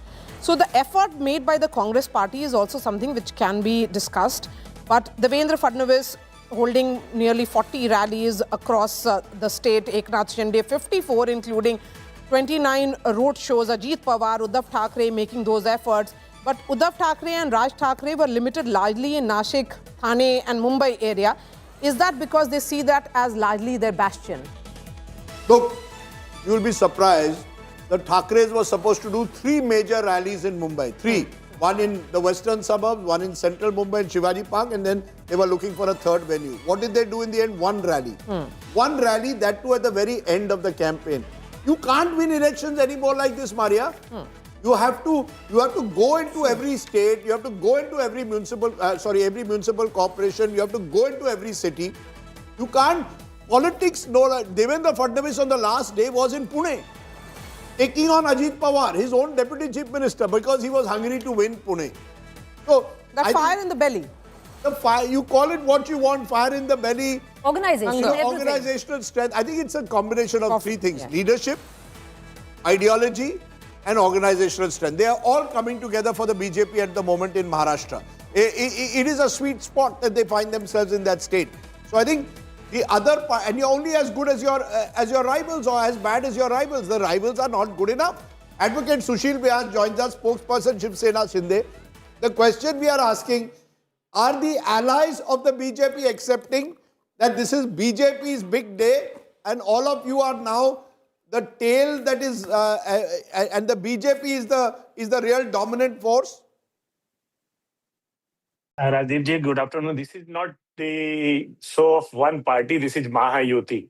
You see, whatever the results we are getting support and love and affection from the people of Mumbai and elsewhere in Maharashtra is towards Mahayuti. So everybody, we have worked together last 1 year under the leadership of Devendra Fadnavis, prior there to under the leadership of Eknath Rauji Shinde for 2.5 years. What development work, infrastructure, and we have delivered to the people of Maharashtra. They are paying us back. And they say, you admit from today there is a tectonic shift where the rules of engagement with your ally will be changed forever. Till last year, your leader Eknath Shinde ji wanted to be the chief minister. Today, by the day ends, you will have it. It's difficult for you to even install your own mayor, where the BJP will want their mayor in the seat of power. It will be Mahayuti mayor. No, that's why not say openly that the BJP as the leading party should get the mayor? Why are you denying them their moment in the sun? You should say BJP is the #1 party, they should get their mayor. BJP is our ally. We have whatever results we are getting for the alliance, namely Mahayuti. Okay, well, what does one say? By the way, I have, this is what you call Bakarwadi. I want to show it to our viewers. And the reason the Bakarwadi is an important element in the plate of Maharashtrians is because the Gujaratis also claim that they make the Bakarwadi better. So there are certain things like Shrikhand and Bakarwadi where both Gujaratis and Maharashtrians claim they make them better. But at the moment, Gujaratis are running the country and Maharashtrians are running Mumbai. So and you have both Gujarati and Maharashtrian. And you have the real triple engine now, if this the picture is clear. At least in the context of you're right, Maria, at least in the context of Maharashtra, you have a triple engine. But you know, I hesitate to sort of say this will last forever because Maharashtra is a state in flux. And you will see the flux playing out in different ways over the next 5-10 years. But for today, I think we can clearly say the triple engine idea is working in Maharashtra. And if you look at it, this entire election in Maharashtra was led by Devendra Fadnavis. He was the face of the BJP. The central leadership had given him full charge. He was planning the election according to his own free will. And the number of rallies that he held, the big sabhas that he did, the message was that this was about Devendra Fadnavis, the man. And of course, he projected himself as the infra man as much as he spoke about the Marathi pride and mixed that intelligently, I would say, you know, perhaps for the voters' appetite, reaching out to the younger voters. I think that's where Rajat come in now.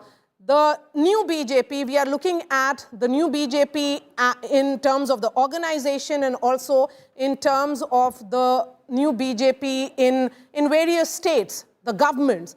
That new BJP is about the generational shift as much as it is about coming up with new narratives. That is right, Maria. I mean, if you see the sheer bench strength that BJP stands on, that gives them huge confidence that be it any state, they have those, those in the wings to actually take up the mantle and drive the party's ideology further. And with Nitin Nabin taking on the 19th and the 20th of January taking charge of the party, what a moment for the BJP. A 45-year-old leader coming in which lot of, by the way, a lot of leaders within the party still call him Bhaiya. And still they have to now adjust to a level where they have to see him as the paramount leader of the BJP. That just shows the ease with which BJP is able to do these experiments, bring in the new leadership with absolutely no bloodbath anywhere. This is the power of ideology, and this is what I've been saying since morning, Rajdeep. Stands in sharp contrast with the other parties, because why is an Ajit Pawar struggling? And this goes back to Avinash Adik's point. The reason is that you are not able to hold on to the leaders that you have created. Why do they leave? Because you don't have a glue around which you can hold the people together. You keep on experimenting with your core ideology, and I mean, how can election vote chori be an ideology? It cannot be an ideology. Okay, interestingly, you can tactically. And Rajat, I was speaking to one of our senior Sangh members, and I asked that specific question regarding Nitin Nabeen, why he. The answer was that, did all of you know when Nitin Gadkari became the party president? Rajdeep, he is from Maharashtra. When he became the party president, again, that was seen as an experiment. Venkaiah Naidu becoming the party president was seen as an experiment. So the BJP is known as a party which has been experimenting with these names, and then it ensures that the party's cadre, other leaders who feel perhaps left out in this entire selection, they adjust to this name. Look, the BJP is a party which is built through its organization. You have to give them credit for that. There is absolutely no doubt. The Congress is a party of power, which then, when in power, is able to get its act together. The BJP, for the longest time, was a party of the opposition. In those opposition years, I think a lot of effort was built, because of the RSS to a large extent, on cadre building. And that is now paying it dividends once it is in power. When the Congress was in power, it forgot the organization. The BJP, to its credit, has maintained the organizational vigor, maybe through some of the changes you say at the top, but also at different levels. Even in Maharashtra, 6 months ago, the BJP got a new president, Ravindra Chavan. Now, who did they choose? Someone from Kalyan Dombivli, an area which is Eknath Shinde's bastion. And immediately he has been trying to grow the BJP in Kalyan Dombivli. As a result, there are clashes with Eknath Shinde. But the BJP is very clear. We want to constantly expand, grow.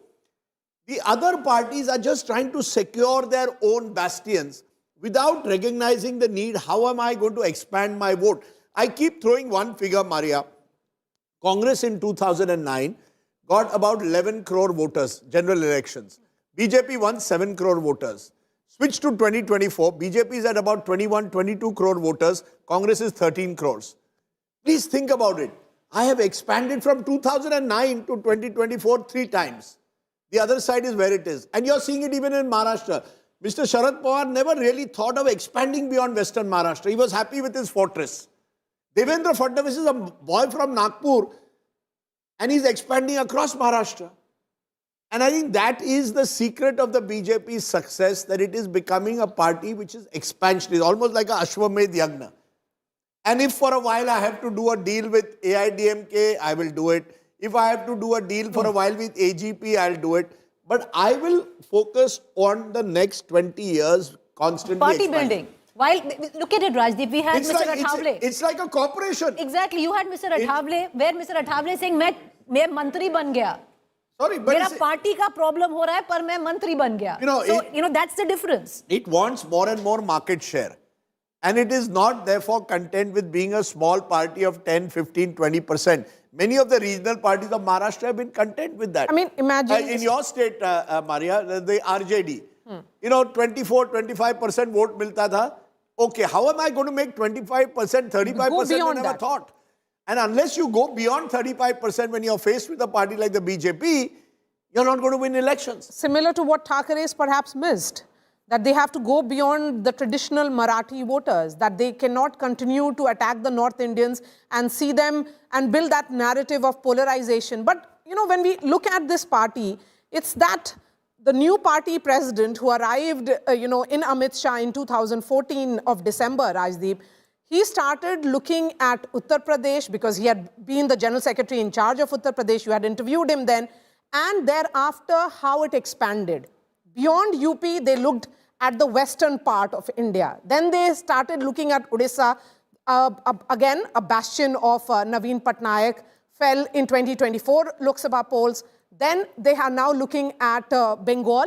But, of course, it will be a different ball game. But this is a party which is constantly on the move and on the reinventing. Let's cut across. I mean, it also has umpteen resources. Yes, I keep putting that caveat. Yes. It also has institutional support. Makes a huge difference. Rajat, I'm not doing that as a dilute. I'm just saying that is also even when it was not in power, these ethos of an organization first approach was always there. I mean, how can you accuse them that they are in power and therefore they have the resources, so everything is wrong all with the comes BJP? together. It That's benefits. not the It's not an accusation. The point here is, look at Congress party where they are in power.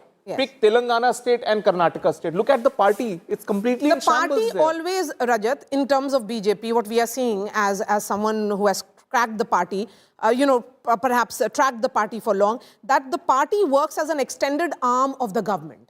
That the message of the government is communicated through the cadre. That the party and the government, there's no disconnect per se, Rajdeep, that we saw during the UPA years. The number of micro events, Maria, the party does, micro events. Every week, there is one or the other way to reach out either to the party cadres or through the party cadres to the public. The latest one being the Somnath celebrations that have begun. But Dhaval Kulkarni, the numbers are coming out. BJP now leading 93, edging towards 100 with about 152 seats, wards being counted. So that's about another 75 wards left. The BJP, if they could win more than half these wards, will be somewhere 130 to 140.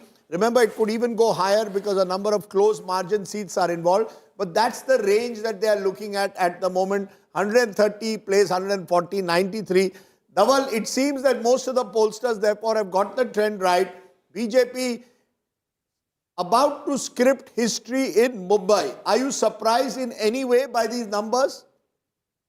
No, I am not surprised. See, number one, the BJP, after all, is an election-winning machine. Now, its critics may say what they do after winning elections. That's a different debate altogether. But the Thackeray brothers, let us sort of get it clear. I mean, they had the first mover advantage. They had come together sometime in July, which was, they sort of, that was after a period of around 2 decades or so. They actually had the first mover advantage. So instead of focusing on the core vote base, the problems that the core vote base, that is the Marathi Manus faces in Mumbai, they made this election about themselves. No, it was about the two Thackeray brothers, which is where I think they went wrong. Again, in this climate of intense polarization, it was very difficult for them to retain the votes of the Marathi Manus who is now pro-Hindutva. Because see, Rajdeep, there are two elephants in the room. Number one, the intense religious polarization that we saw during the campaign. The Mumbai BJP president openly saying that we will not allow a Khan to become the mayor of Mumbai, which was open dog whistling. Let us admit it. Incidentally, let me also tell you, let me make a slight digression here. The last Khan, or the last Muslim to become the mayor of Mumbai, was a man called Yusuf Meher Ali, who was a Congress leader, a freedom fighter and a socialist, and a man who had coined the Quit India slogan. He was a great man. He's a great man, and I told this. I can tell you, I told this to a BJP leader I met from Mumbai the other day when I was there. I said, you keep saying Khan cannot become mayor. Probably, arguably, the greatest mayor that Mumbai had, who actually did the most for Mumbai, is Yusuf Meher Ali. But that's unfortunately, people don't remember history. Rajdeep, it's a matter of record, and this is what the record says. This is not anecdotal evidence. The RSS and the Hindu Mahasabha did not participate in the Quit India movement, the slogan for which was coined by Yusuf Meher Ali. On the contrary, they opposed it several cases. That's a different issue. Debate altogether. Let's not go back in time. Let's but Dhaval, I want to ask you one quick question. The other elephant in the room is the role of the State Election Commission. You saw this indelible ink coming out. Look, even the ink on my hand is fading without me making any special efforts to sort of wash it away, etc. So the second question, the kind of money power I've been told that has been deployed in this election, money power, muscle power, all this is shocking. I think, the election commission seriously needs to sort of pull up its socks. Otherwise, people will lose faith in the process. I mean, I'm fair sorry point. if I'm Questions that the scathing. Election Commission needs to answer, and they already did a fair amount of embarrassment as well, Dhaval, where they admitted. On the issue of indelible ring, what Dhaval raised. On the issue of indelible ring, they said that they went wrong. But what's the point? It's come in 24 hours too late. The point that Rajat made, this Election Commission has no accountability. This is an embarrassment which of a kind I don't think I have heard in Indian elections. To be fair, every election has the ink. Nobody has made such a big issue, and now the very fact that they have accepted that the marker pen should not have been used is a tacit admission that things went wrong. According to me, the Election Commission head should roll. This is not about Congress versus BJP or vote chori. This is about Election Commission failing. It does not mean the BJP would not have won. Sorry, I have got a cough, but go ahead. All right, okay, Dhaval, I want to ask you one. Credibility and sanctity. This is about the credibility and sanctity of the larger process. But what we are looking at now, Dhaval, you're looking across 29 municipalities, and what you're seeing is a clear saffron sweep of sorts. If you had to, Dhaval, put in, looking at the numbers that are there are few things which are jumping out. Number one, BJP will script history in Mumbai. It will be the single largest party. Number two, the Thackeray brand now stands completely relegated and diluted and not as potent as what it was. Number three, even the brand Pawars right now, you're looking at Pimpri Chinchwad, you're looking at Pune, you're looking at its strongholds. Even brand Pawars is coming into question. You go into a macro picture which we were discussing, where the sheer fact, Dhaval, that you have from 2017 to now, 8-year period, how the BJP has scripted inch by inch, one election by the other of the win that we see today across 29 municipalities. Also a cautionary tale where regional parties are concerned, regional outfits are concerned. Yeah, true. I think this means a lot for family-run parties, because the Shiv Sena, the undivided Shiv Sena was set up by Balasaheb Thackeray. But today, Mr. Eknath Shinde can very legitimately claim the mantle of being the leader of the real Shiv Sena because he has the mandate. I mean, he got more seats than Uddhav Thackeray in the assembly elections.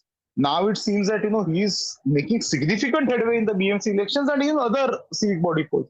So I think this means a lot for the future of family-run parties. 100 has been passed. Okay, I won't be too surprised if the same template is used. Crossed a century. Dhaval, as we speak, the BJP-led alliance, and I think we need to emphasize and get a breakdown soon of how many wards is the BJP leading and how many Shinde Sena. The estimation from local Marathi channels is that it is about 1/4, 3/4 effectively. So you have the BJP at about 70, 75 and the Shinde Sena at about 25, 27. That's the rough calculation between the two. It possibly suggests that the BJP on its own may not cross the halfway mark, but that along with its allies, it will be well over the halfway mark. That's the picture that we are getting at the moment. And Maharashtra has not seen a pre-poll alliance getting such a big majority in a long while. No, we'll have a BJP mayor for the first time. That is clear. Yeah. Okay. And interestingly, any party, Rajdeep, politically, I mean, if you look at the history also, if it becomes the axis of power and then all the other regional parties also, gravitate towards it. Isn't that how history has been? This is for, we can be saying that growth of the BJP is coming at the cost of its alliance partners, but the growth of the Congress also came at the cost of regional parties. You see, the BJP has in the past. You see, the BJP realized, Maria, that they can never be Maharashtra's party number one or even Mumbai's party number one until the regional parties decline. Yes. So you have the BJP's rise coinciding with the decline because someone has to occupy the space, right? Zero-sum problem. Politics is zero-sum. As long as the regional... one has to go down for the other to rise. No, you see, as long as the battle was Congress versus BJP, it was comfortable. The BJP found it far more difficult in states like Maharashtra at times to take on regional parties. And the reason is, because you've already shared, it is because of these regional satraps who used to hold on to the fort. Each of the four parties was somewhere around 20% each. Yes. And each one of them had their fair share of regional satraps. When this started collapsing and BJP was able to acquire all these satraps towards themselves and had that ideology to bind them together, it came out as a potent force which, with vote share wise, let's go to Tuhin Sinha of the BJP. Tuhin, you're a Mumbaikar of sorts. Day to celebrate, BJP set to get its first ever mayor of Mumbai. Your initial comments to what we are seeing. BJP may not have a majority on its own. You will require Eknath Shinde to have a majority, but you will get a mayor in all likelihood.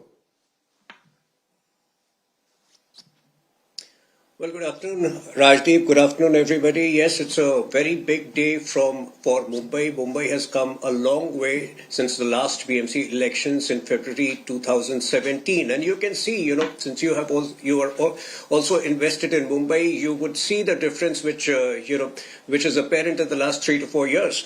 Now, a BMC mayor was obviously an unfinished agenda, an unfinished dream, which we had wanted for a very long period of time. But overall, if you look at the election results, two things are very clear. A triple engine sarkar, not only in Mumbai, but across Maharashtra. And number two, even though we have believed since 2022 that the right inheritor of Balasaheb Thackeray's legacy is Eknath Shinde-ji, many did not believe, but I think the results are a reiteration of the fact that the right inheritor of Balasaheb Thackeray's legacy is certainly not the existing Thackeray brothers. The way they spewed venom against Biharis, against the way to look at it is that the relevance of brand Thackeray is not as potent anymore.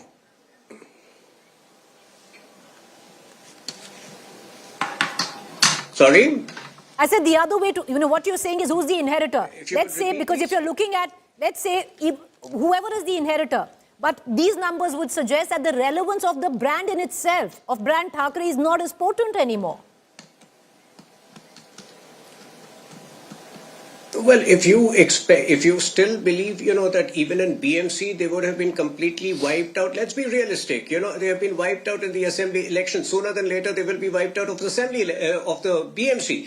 Point is, they are in a time warp. On the one hand, while we were talking about the $1 trillion economy target for Mumbai by 2047, we were talking about the coastal road extension to Bhayandar. We were talking about 300 kilometers of metro stretch for Mumbai, the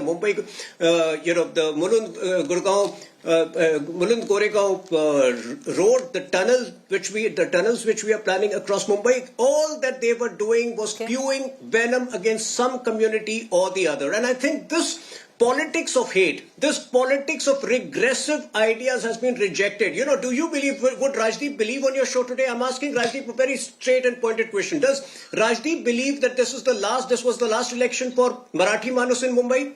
Do you believe that, Rajdeep? Look, I am very clear. Was this actually the last election? 1 minute. Marathi Manus has his place in Mumbai and must get his place in Mumbai. But that Marathi Manus' place, that Marathi Manus identity cannot be by calling someone lungi. It cannot, let me finish. It cannot be by calling a South Indian lungi pungi or bashing up North Indians because they don't know Marathi. That is unacceptable to me. The Marathi Manus, like everyone else in Mumbai, needs a job, needs opportunities, needs aspiration. I also object to Tuhin Sinha when a BJP leader says, "Hum aayenge sarkar mein to koi Khan nahi banega mayor." I have problems with those who talk that language. I have problems with those who talk lungi pungi. Now you answer. You have a problem with one kind of politics. Do you object when your leader comes and says, "Hamare Raj mein koi Khan nahi banega mayor"? I have a problem with all those who speak this language of divide and rule.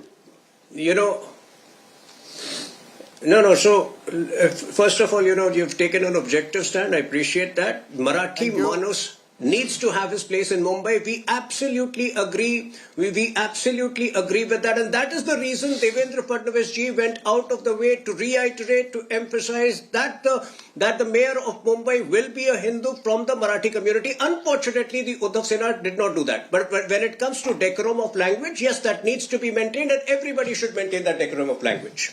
Congratulations. We have vada paos in the studio, Raj. Where do you get the best vada pav in Mumbai? Kirti College. You must come to Kirti College. I'm getting this. But I'll tell you one thing. Very interesting result is coming from Malegaon. Malegaon is one of the few Muslim-dominated municipal corporations. Guess which party is leading? Take a guess. It's a party newly formed called an Islam party. So they're looking at their this own is a breakaway from the AIMIM and Congress leaders there. and they are leading in 22 seats. So actually, you know, the Congress in particular, Mr. Shetty, even the Muslim vote is slowly deserting you and looking at options. This is the problem with the Congress. You have no base vote left. Every other party in Maharashtra has some base vote. You have no base vote left in Maharashtra, state that you dominated. How can you? One thing was Uttar Pradesh and Bihar where you declined. Now you have declined in your last fortress. Let me just remind you, Rajdeep, during the Lok Sabha election, out of 48 seats, Congress and Alliance had won 31. This same Devendra Fadnavis have come down to 17. And Narendra Modi ji, who planned for 400 par, came down to 240. So this dynamics will change election after election. So nothing is permanent in politics. And well, Mr. Shetty, you know, the argument is you're so hung up on what happened in Lok Sabha that you let the Vidhan Sabha go, and now look at what's happened now. Let me just complete, please. You didn't interrupt the Bharatiya Janata Party spokesperson. My apologies. Now we need to understand. Now we need to even question the Bharatiya Janata Party, how all these elections were conducted. You didn't question the Bharatiya Janata Party when they did an alliance with MIM. You didn't question the Bharatiya Janata Party when they bought 15 Congress members. That's incorrect, we did. That's incorrect, because we did. Let me complete, ma'am. You don't interrupt when BJP spokesperson talks. Okay, third thing, you are having a vada pav, I can see that. Now, at least you will not interrupt me. Now, very importantly, we need to ask the Election Commission why VVPAT was missing in all the polling booths. Secondly, why this new technology of why the marker was used during this voting process. And thirdly, the marker has been used since 2011. We must correct that. Marker has been used in local elections in 2011. Something went wrong clearly in this time. Nobody is denying that something went wrong. Rajiv ji, I myself was a MLA candidate from Mulund constituency. So I know the thing. Please don't tell us what was used. Marker started in this BMC election. First time we are looking at this marker, and which could be easily removed out. And bogus voting in every ward was found, because when our people went in, polling agents were inside, and we found that already the voting happened. Even after having valid IDs, they were denied the right of vote. And the way Election Commission has conducted the BMC polls and the result what I am looking at, I think the Marathi Manus of Mumbai will come out on street and protest. You will see it soon. If the trend what you are showing. Sudhir Vyas, you are hearing what is being said. 1 minute now, Mr. Shetty. Yeah. You are saying that the people of Mumbai will come out and protest against this result. Definitely. Mr. Shetty, you have made a very serious... you are now claiming that there will be protests on the city against this vote. Sushil Vyas, you want to respond? Very big Let man. Let Sushil Vyas now respond.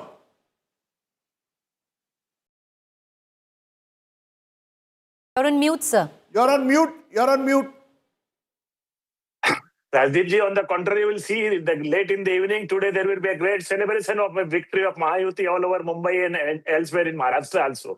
But what my dear friend Rakesh Shetty was saying, he is a bit confused. Assembly elections are held by Election Commission of India, whereas these elections are State Election Commission. The rules are different, procedures are different. And the marker, as you rightly said, was 2011. The circular is there, 15 November 2011, 28 November 2011, circular was issued. That marker will be used in local body election. And if you don't know that, on these present elections also, September 2025, there was a handbook which was uploaded on the State Election Commissioner's site, which says that on page 14, the marker pen will be used for marking. So please, if you people don't study, you people don't go through the procedure, you don't know the procedure. Mr. Vyas, that is not an excuse. That cannot be an excuse. This election commission in Maharashtra has much to answer for. Please don't make an excuse for them. This is unacceptable. 1 minute, Mr. Shetty now. Let him, Tuhin Sinha, it is not about, I repeat, this marker pen controversy is not about BJP versus or vote chori. It is about the failure of the election commission to conduct the election properly. They should be ashamed.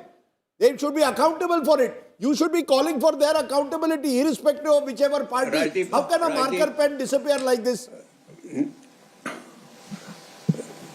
You know, Rajdeep, while the Congress has not been consistent in its excuses, first from EVM tampering to vote chori to these marker pens, at least you should be consistent because you just said that in 2011 also marker pens were used. So, you know, it's No, it not was as not. if they were No, but used if it had suddenly gone wrong this yesterday. time- They have been No, used over a long period of time. It has been used since It was, 2011, but this it time was there is a problem of course with that. and that is, and that is, of course, and that is why the Election Commission is responsive. That is why a decision has been taken not to use it in future. But, you know, I think for the Congress party and for a section of media to be taken seriously, they should be more consistent in the excuses they manufacture. You know, first it was okay, one second, Tuheen. I understand the defense that you make of your party and you're supposed to do so. Why make a defense? Why defend the Election Commission here? Why defend the Election Commission? The fact is, somebody did clearly. I'm not defending the Election Commission at all. I'm saying there was an issue where the ink from the markers was indelible. Should be. Make your point, sir. No, so I'm not defending the Election Commission at all. I'm saying the Election Commission should be responsive to complaints, to suggestions, to excuses, and they have shown their responsiveness today by taking a decision that marker pens will henceforth not be used. But the point is, what was it used yesterday for the first time? No. There are umpteen precedents of the marker pen having been used in the past. But and this there are time elections around, which we have Tuheen, also this lost time around, with the the marker ink pens. could be Did we removed. complain? Earlier on, they were not being able to be removed. Okay, let me just bring you the big picture of Maharashtra. Let's go corporation by corporation. Mumbai clear. BJP will get its first mayor of Mumbai, and the BJP Shiv Sena alliance will form the government. Its only question is, can the BJP on its own approach 100? Let's now turn to Vasai Virar. Lovely banana plantation area used to be there the BJP at the moment is battling it out with the local BVA of the Thakur brothers. Bhiwandi, let's go Panvel, BJP leading. Mumbai, as we said, BJP leading. Nanded, Marathwada, BJP leading. Parbhani, no results at the moment. Kalyan, Dombivli, BJP 30, Shiv Sena 31. Shiv Sena number one party in Thane. The Shiv Sena, that's the Eknath Shinde Sena. In Navi Mumbai, the BJP now well ahead with 68, dominating Navi Mumbai as well. Pune, clear sweep for the BJP. They are leading in 90 out of the 165. The Pawars have been decimated in Pune, and the Thackeray brothers also. The one area where the Congress is leading is Chandrapur in Vidarbha. The Congress's best performances are coming in Vidarbha outside of Nagpur at the moment. In Bhiwandi, interestingly, the BJP Shiv Sena is leading. Now remember, the others here include the AIMIM. They are giving a fight there. Large Muslim population there in Bhiwandi. But overall, if I look at the map of Maharashtra, the BJP is set to win about 20 plus municipal corporations, possibly even go as high as 23, 24. The Congress could win at best a couple, and in Malegaon you'll have a smaller party winning, but you've got a situation where the BJP has become the dominant party across Maharashtra, Vidarbha, Marathwada, Western Maharashtra, Northern Maharashtra, and indeed in the Mumbai Konkan belt. And that, I think, is the story. Just not Mumbai. This is a sweep now across the state of Maharashtra. So it's essentially taking forward what happened in the assembly elections. It's taking forward what happened, yes, in your home state of Bihar as well, Maria. But I think what's happened is that for a long time in Maharashtra, it was a mirror cracked. You had different parties in different areas, regional satraps who would win their districts. Even that's not happening. Many of them have, of course, joined the BJP, like Ganesh Naik in Navi Mumbai. So you have regional leaders also who've done their deals with the BJP. Irrespective of that, I think this is an election which is perhaps reflecting the end of that regional Satrapi Raj of Maharashtra. And I think that's a significant change in Maharashtra's politics with the two other families both on the back foot, Pawars and Thackeray. So it's a rejection of the dynasty politics. One may read it as the big picture emerging, as much as it is the celebration of the triple engine. Rajat, Rajdeep, that point that has been said by the BJP, that if you have the same government in the state and also in the local body, it certainly helps. Whether it helps or translates into gains, that remains to be seen. But MLA and local जो mayor है या वो of the same party certainly would ensure that the region or that pocket develops. Yes, BJP now pulling ahead even in Nashik, BJP pulling ahead in Pimpri Chinchwad. Now in all these areas, BJP plus Shiv Sena now dominant in Kolhapur. So Western Maharashtra used to be the bastion of the NCP and the Pawars for the longest time. Even that's going away from them. Sangli, Miraj, closer fight at the moment. Solapur, the BJP well ahead. 54, Congress just down to 2. Now the MP from Solapur is Pranati Shinde of the Congress. So the Congress has not even been able to build on its successes that it had in the Lok Sabha. To answer your point, you know, even if I have the MP, MLA, people are not necessarily connecting with the Congress at the absolute grassroots level. And I think that's the big shift that's taken place from 2024. I think the 2024 elections, there were other factors that played out. Samvidhan Khatre mein hai. The fact that the Ajit Pawar alliance with BJP was not working quite so effectively. BJP has overcome all their problems. The opposition has scored one self-goal after the other.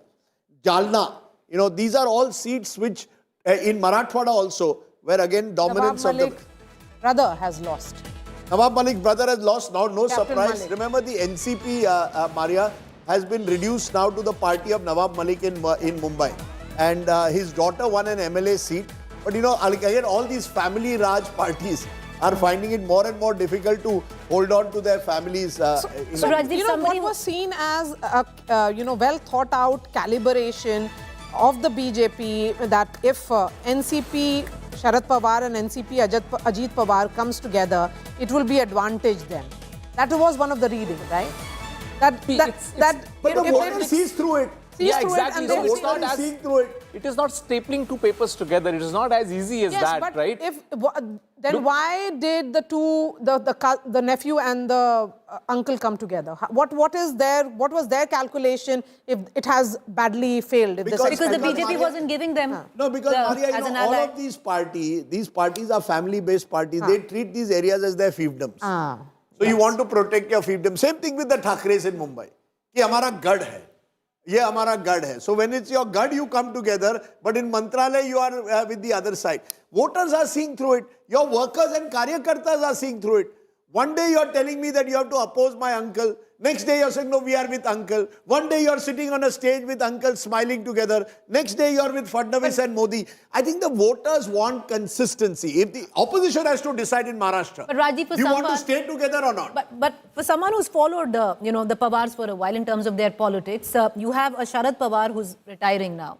You have a Supriya Sule. No, not retiring. Not tired, not retired. Not retired, not retired, but possibly what was his role even this time around, right? And then where's the future now?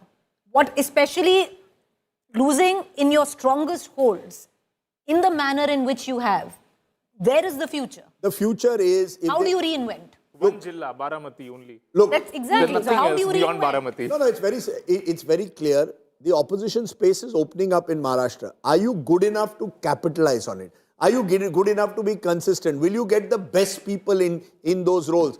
Maharashtra Congress Chief, Mr. Sakpal, he's a good, nice guy, but he's not a pan-Maharashtra leader for a new, younger, aspirational Maharashtra. There is a desperate need for a newer leadership. What did BJP do with Fadnavis? They took a leap of faith. Devendra Fadnavis, if I'm not mistaken, was a single-time MLA when he became the Chief Minister of Maharashtra in 2014 at the age of what, 44?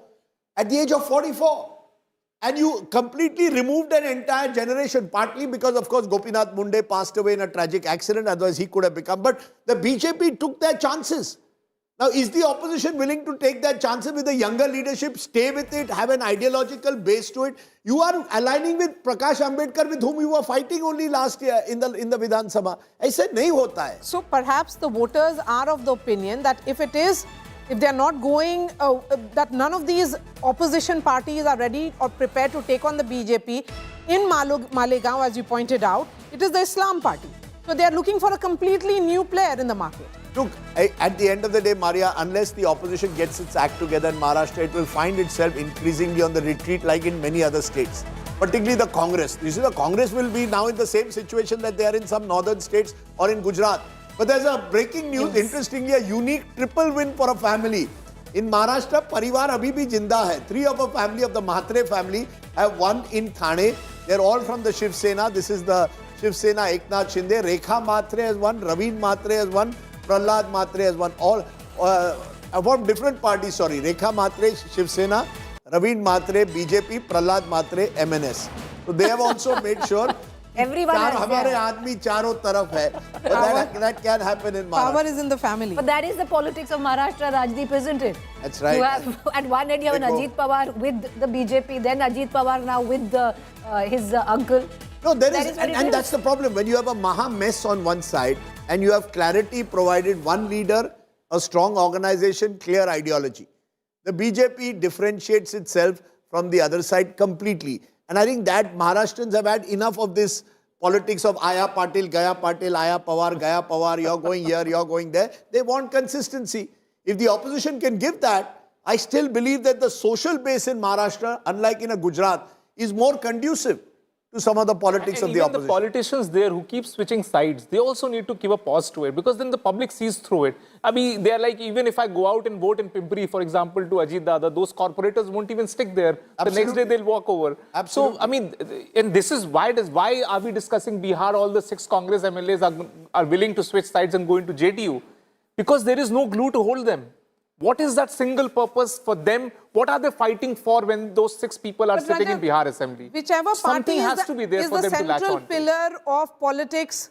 That's what it happens across the country. That has the power, or perhaps you need to have a purpose, right? I mean, when every day a Congress MLA in Bihar gets up, what is he going out and fighting for? My principal problem is when your ideology is so diluted, and by the season, of the day you are trying to, or of the year, you're trying to pick issues, run with it, and then leave it. no, but then Right now, that is vote the chori is just ideology, an issue. You Rajat, run that with it for a few months. ensured the and victory like- of these MLAs. So it is about now being drawn towards power. No, but it did not happen. This is what I'm saying. BJP was also in opposition, continues to be in opposition in several states. This kind of politics is not there. Okay. This kind of impatience Right. is not Okay, there. Rajat, the BJP is having a good day. Good day at the office. BJP inching towards the halfway mark. Remember, 114 is the halfway mark. We have counted 172 wards are counting. They're not all results at the moment.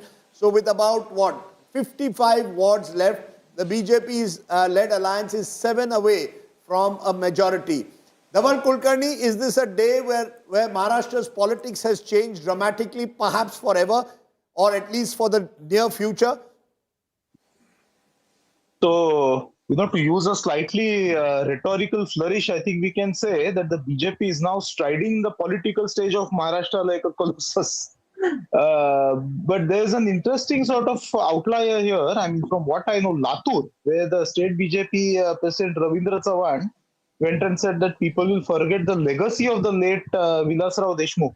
So there, I think the Congress is making some gains. The Congress is leading over the BJP. So that seems to be an interesting outlier. The other outlier seems to be the Vasai Virar Municipal Corporation, where the Bahujan Vikas Agadi, which is a sub-regional formation led by the Thakur family, that is giving a very tough fight to the BJP. So there are 2 interesting outliers there, but yes, because Pune, Pimpri Chinchwad, where it was expected that Ajit Pawar's party would give a tough fight to the BJP. So there the BJP seems to be ahead. So overall, yes, I mean, the BJP has reinforced its position as the number 1 political formation in Maharashtra. You're And actually right. You pointed out a good one there, Latur. I want to tell our viewers, the best news for the Congress is coming from Latur. This is Vilasrao Deshmukh's old bastion in Marathwada. The Congress is leading in 35, the BJP in 13. And you're right, Ravindra Chavan made that comment. I think even in Kolhapur. Kolhapur at the moment it's a tight fight, but the BJP is ahead in it slightly. But Rajdeep, But remember, what you say, clutching at? Kolhapur, BJP Sena had swept the region of BJP Sena NCP, that swept the entire district during the assembly elections. So, in case the Congress does come to power in Kolhapur, it's again an outlier. It shows again Rajdeep, it shows the importance of having for the Congress. It shows the importance of having a very strong local leadership. And Amit Deshmukh in Latur, or Dheeraj Deshmukh in Latur, of Satish Patil in Kolhapur. These are the kind of leaders that the Congress needs to nurture. Somebody whom the party cadre can look up to. I don't think it is for us journalists anymore to give the Congress any lessons, because they don't embrace them, they don't accept them. But we'll leave it for that. But my colleagues Maria and Preeti will now take over as we see the BJP now approaching the halfway mark. As we go to lunchtime, the BJP can have a good Maharashtrian Kai Khanar. Today, what is a good Maharashtrian lunch that they can have? They can have Amti, they can have Shrikhand, they can certainly, BJP leaders love Shrikhand, by the way. So they can have Shrikhand Puri today. Maria, Preeti, what are you going to stick to Vada Pav? That's rather boring. Shrikhand much better, much nicer to have for lunch. But the headlines at this moment. Mahayuti nears a halfway mark. BJP set to sweep Mumbai. Opposition accuses the BJP of vote malpractices. BJP mocks opposition, calls them Bahana Brigade.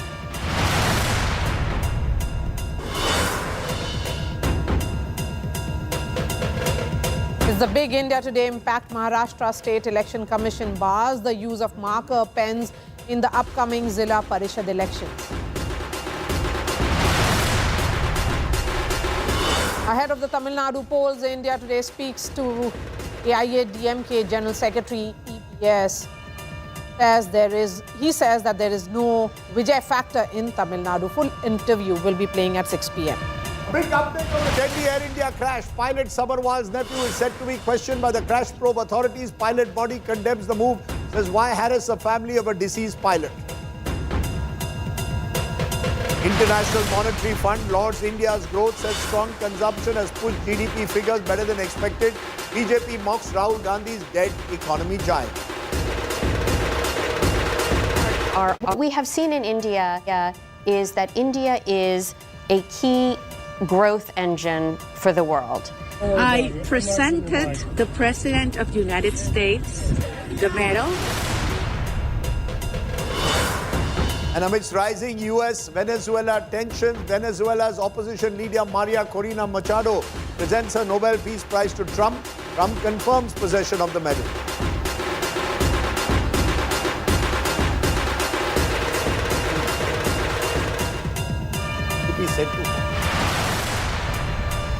Set to form.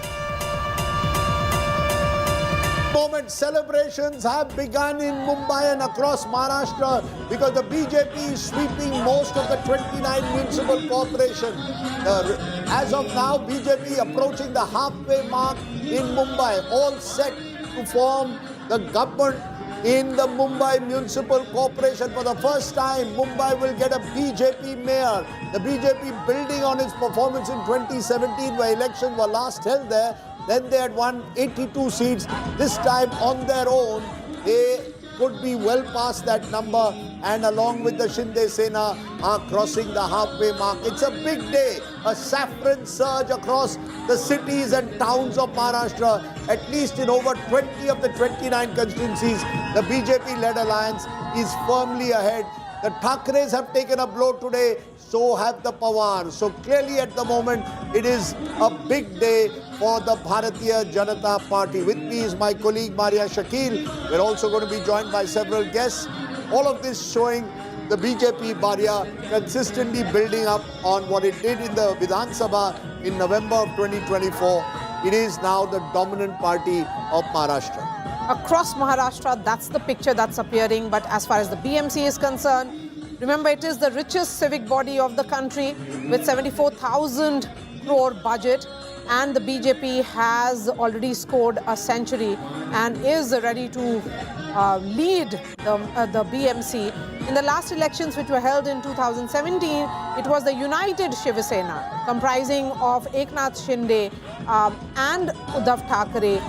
They had retained the grip of the BMC. It is the BMC which had been controlled by the Sena for decades. The overall figures for 29 municipal corporations across Maharashtra too tilt in BJP's favor, and overall tally shows that the BJP is ahead in nearly 600 wards, while Alai Shiv Sena, led by Shinde, is leading in 164.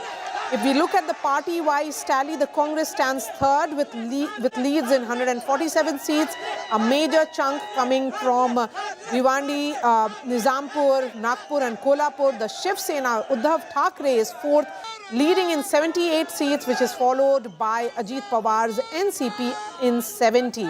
Besides Mumbai, Pune is also being keenly watched because it was the coming together of the uncle and the nephew. They have been decimated in Pune. The BJP is racing ahead here as well. Okay, let's go to our guests. Rajat Sethi still with us, also joining us, Amitabh Tiwari of Voter Vibe, and I'm also joined by Sanju Verma, Mumbaikar, and BJP's national spokesperson. Sanju Verma, I don't see you with the crowds. I thought you'd be among the crowds there, throwing gulal. But you're in, obviously going from one studio to the other. First of all, congratulations. Big saffron surge, not just in Mumbai, but across Maharashtra. If there was one factor that you believe is responsible for this victory, what would it be? Who do you give the real credit to here today? You know, this sounds like a very cliched response, Rajdeep, but I tweeted about yesterday after we had that very engaging debate. And I said, finally, at the end of the day, let truth be told. The Modi brand of politics has emerged victorious with no offense to none. State leadership did a great job. The ordinary Karyakarta on the ground did a great job. But at the end of the day, you know, the voter believes in something called trust deficit, which is what the Congress and Uddhav Sena have come to epitomize. And then there is something called, you know, blind faith. भाई जो कुछ भी हो जाए, यदि हमने BMC में भी मुंबईकर के तौर पर कमल पर छाप लगाया, the performance oriented delivery systems will work even here. Because don't forget, you know, the Congress has left a very sour taste in everybody's mouth. Look what the Greater Bengaluru Authority / the BBMP has done. Look at the one minute. Sanju Verma, you also, you know, you're someone who looks at facts closely. For much of the last 25 years, the BJP has ruled the Mumbai Municipal Corporation in collaboration with the Shiv Sena. So it's almost as if now you're suddenly saying, नहीं, हमने नहीं किया, जो भी बुरा हुआ शिव सेना ने किया. अरे आप लोग दोनों यारी दोस्त थे. You were very close allies. You all messed up Mumbai for 25 years. Now you are remembering delivery. For 25 years, where was your delivery then?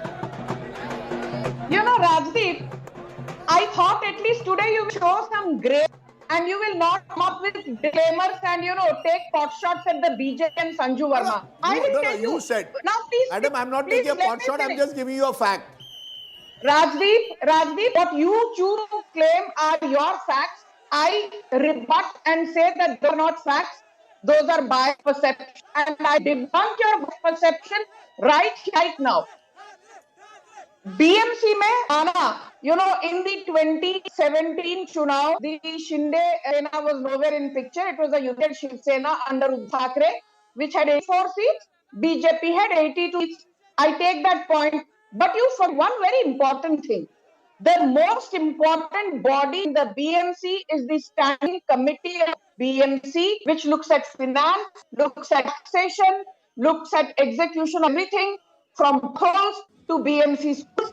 And in the last 37 years, from 1985 till 2022, by 4 years, from 1992 to 1996, Standing Committee Chairman was always an Uddhav Thackeray accolade. Standing Committee Chairperson was always an Uddhav Thackeray Darbari. And that's the reason I say that Uddhav Thackeray's brand or whatever little of it was left, having been totally decimated, is because of this particular reason. People have seen through the charade of Thackeray brothers, Raj and Uddhav. And they have also seen through the shade of the Thackeray cousins, Amit Thackeray and Aditya Thackeray. And they have seen कि जहां double engine या triple engine सरकार होती है वहां पर growth oriented politics. You made your point strongly. You believe there's a delivery. Okay, you believe there's a delivery model that has worked. Amitabh Tiwari is joining us at this moment. Jayant Mainkar, senior journalist, is joining us, and my friend Sushi Ben Shah of the Shiv Sena will join us shortly. But let's go to each of you first. Jayant Mainkar, your first reactions to what you've seen. Are you surprised by the scale of the victory, not just in Mumbai, but across Maharashtra? It was expected. It was long expected. After the Ladli Behna scheme virtually disbursed money, 1,500 rupees, and out of which 450 crore were given to wrongfully to all the women, and sometimes at some places even to the men. And that particular money was not taken out. That was a sort of bribe, and at that time it was only decided. It was only felt that the same thing will be repeated in Mumbai also. So you're saying it's a victory of freebie politics. You're saying it's a victory of freebie politics of cash handouts. Am I correct? Of course, it is continuing. Secondly, Maharashtra Chief Minister Devendra Fadnavis has openly said that we will have Hindu mayor, and if Thackeray's would come to power, there will be Khan as a mayor. Then we are having Zoran Mamdani and Sadiq Khan in London and New York. We are having such chauvinistic politics by the Hindutvavadi party, which is already in that chauvinistic approach, and we are continuing with that.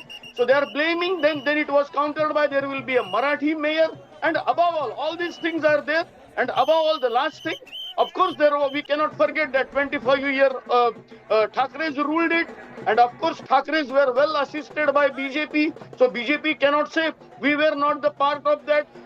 Okay, I take your point, Mr. Menkar. I'm glad to see that BJP has now reached the halfway mark. That's right.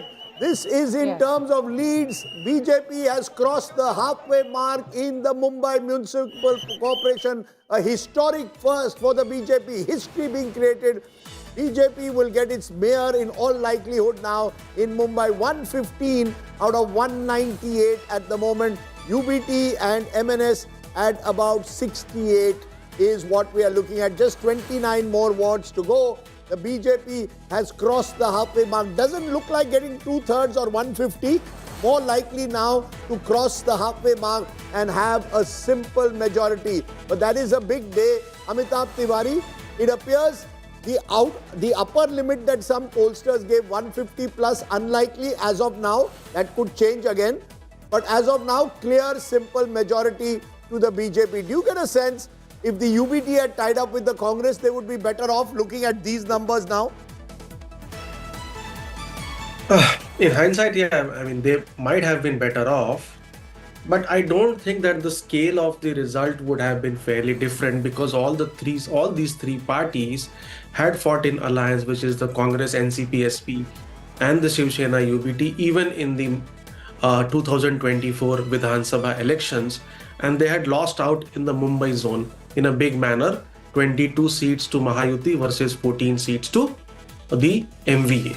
So the result may not have changed, but I think strategy-wise, the Congress perhaps left it to the UBT and Raj Thackeray alliance to take on the BJP, taking a back seat.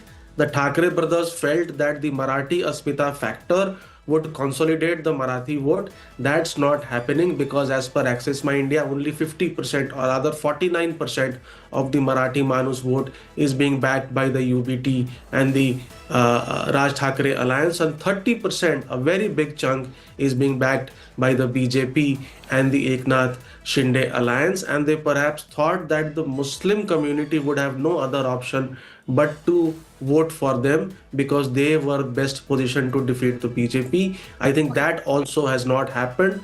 The historical tensions between the Shiv Sena and the minority community, and the fact that at any point of time they can still go back to the BJP, nobody stops them. Congress, the only party which cannot do that, also created a confusion in the minds of the minority voters who have largely stayed with Congress. Susi Shah of the Shiv Sena Shinde faction also joins us on this broadcast. Susi Shah, how are you looking at the numbers? Of course, a lot of reason for all of you to cheer. Yes, absolutely. And congratulations to Sanju. We did a great job together. 25-year-old friendship. And we have swept the Vidhan Sabha, the Nagar Palika, Nagar Parishad, and now BMC. But Mr. Sardesai, you must take this. This election was all about Vikas, development. But it was also about Sangathan. You see, we have a strong foot soldiers on the ground. And you know, our Eknath Rauji Shinde, he's risen from the ground, he's risen from the cadre. So what he does is, he really strengthens the cadre and especially the candidate. He is the person who's taken 70 sabhas, whether it be sabhas, whether it be roadshows, whether it be Shakha Beti. And individual in Mumbai, he has ensured that every candidate is empowered in all manner, whether it be social media. He had 2 MLAs working with the candidate. You all know that I've also been on the other side. Before anyone points out, let me only point out. But this Shiv Sena party, the Mahayuti, respects the cadre, salutes the cadre. And today you see a combination of development, the combination of Sangathan, we have romped home. And the Mumbaikar, they have redefined what is Mumbai. Are you not worried that it is the Shiv Sena's dominance of 30 years at the BMC which has ended? It will be the BJP which will now be dominating, and you are the second partner. I won't say dominating. They the contested Big Brother more has seats. been decided by Maharashtra. No, but they contested more seats. We contested on 90. So as I said, we have a 25-year-old, the oldest coalition, the oldest friendship is with us. And therefore in us, it is not bade chote, it is not big brother, small brother. We work in tandem, shoulder to shoulder, hand shoulder to shoulder, and you see what has happened. Our communication, look at our communication. There is never ever any confusion. We might fight separately. We might win separately, but in the public, we go as one. There has never been a commotion. There have not been press conferences, one backbiting the other. Never. So this is of 2 powerful parties. When they come together, especially when there is at the elections, at the Karyakarta election, there might be aspirations, ambitions of the Karyakarta, which we have to pay heed to. But at the top level, we have always spoken in one voice, in one language. And you see the result. In 2.5 years, Mr. Sardesai, you are a Mumbaikar. You've seen how Mumbai has changed. There are tangible results on ground. And I concede. I really appreciate the coastal road. I really appreciate the metro. I really appreciate the Atal Setu. But I must also take you to some of central Mumbai parts. I must also tell our viewers and you that 95% of the funds of the BMC in the last 4 years only went to councillors and MLAs of constituencies of the Shinde Sena or BJP. So, ma'am, and many of them misused that money. Roads were dug up. Potholes were there on the roads, and again after 1 year, the same road was being repaired. So the record is spotty. I'm not saying everything must be put at the door of an individual. All I'm saying, the effort is there. I appreciate the effort, but don't say all is well. Mr. Sardesai, Rome was not built in a day. While we have taken charge today, you in 2017 knew that improvement committee, standing committee was with Ubata. The Sahib called the shots. You know, unfortunately, Eknath Rauji Shinde was never allowed to emerge. Was never allowed. The last 4 years you have been in charge. Susiben Shah, my point is, ever since the BMC got dissolved, last 4 years, it is your people who have been running the show. All the bureaucrats respond to Mantralaya. The 4 years we have started to cement concretization of the road. By 2026, there will not be a single pothole. And you see the tangible results. See the pollution, how we are controlling it. The point is there are difficulties. The pollution is terrible in Mumbai this year. It has gone to record levels. But we are, Mr. Sardesai, we are acting on it. We have results. We have solutions. You see the water pollution. Are you giving me a guarantee 1 year from now there will be no pothole in Mumbai? Are you giving me a guarantee 1 year from now, no potholes? By 2026, no efforts will be spared to ensure that Mumbai is pothole free. It is an assurance, it's a promise. Will you ensure that the Mithi River is desilted? Will you ensure that the desilting of the Mithi River takes place? Will you ensure that the drains which are clogged every monsoon will be declogged? Will you ensure that the water logging stops? Will you ensure clean drinking water in every chawl and slum? These are the real issues of Mumbai. Will you ensure quality of BST bus services improve? Not just give freebies of 50% benefit of tickets to women? But Mr. Sardesai, I don't have any doubt that we will not be doing it. You be rest assured, and I have no doubt that all these aspects that you have raised, it is there in our manifesto, and we are going to act on it. We are going to act, and you will see the difference. The next time after a year, maybe after 6 months, I will have a cup of tea with you and see, Mr. Sardesai, how Mumbai is changing. How Mumbai is changing. That's good to hear. That's good to hear. Maria, it's very interesting. A friend of mine came from New York, also a Mumbaikar, came after a couple of years, and I took him on the metro ride. And he said, wow, what a metro. So I think what's happened is that because for so many years, there was no new urban renewal. Whatever has happened, Mumbaikars are delighted. Coastal Road benefits me. I can go to the airport much faster.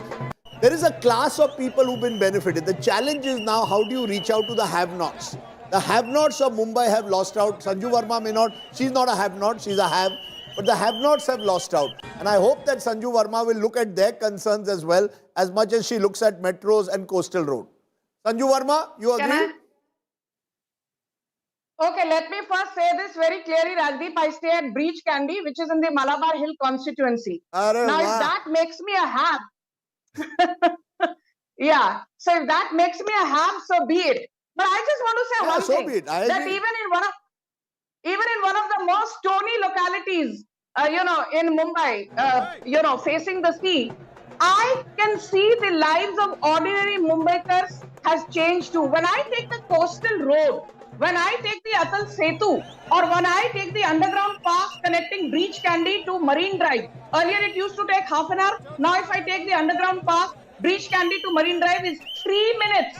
और ज्यादा traffic मिल गया तो 6 minute. And I see so many ordinary Mumbaikars taking advantage of this infrastructural revolution that has been unleashed in the last couple of years. It's not only people staying in Malabar Hill. It's not people staying in Pedder Road. It's not people staying in Kolaba. It is also people staying in Nala Sopara, people staying in Thane, people staying in Bhivandi, people staying in Baikala, people staying in Panvel. Everybody has benefited, and that is the reason, Rajdeep, we are leading in 20 out of the 29 corporations with a strike rate of 69%. That is the reason for the Mahayuti getting 230 out of 288 seats with a strike rate of 80%.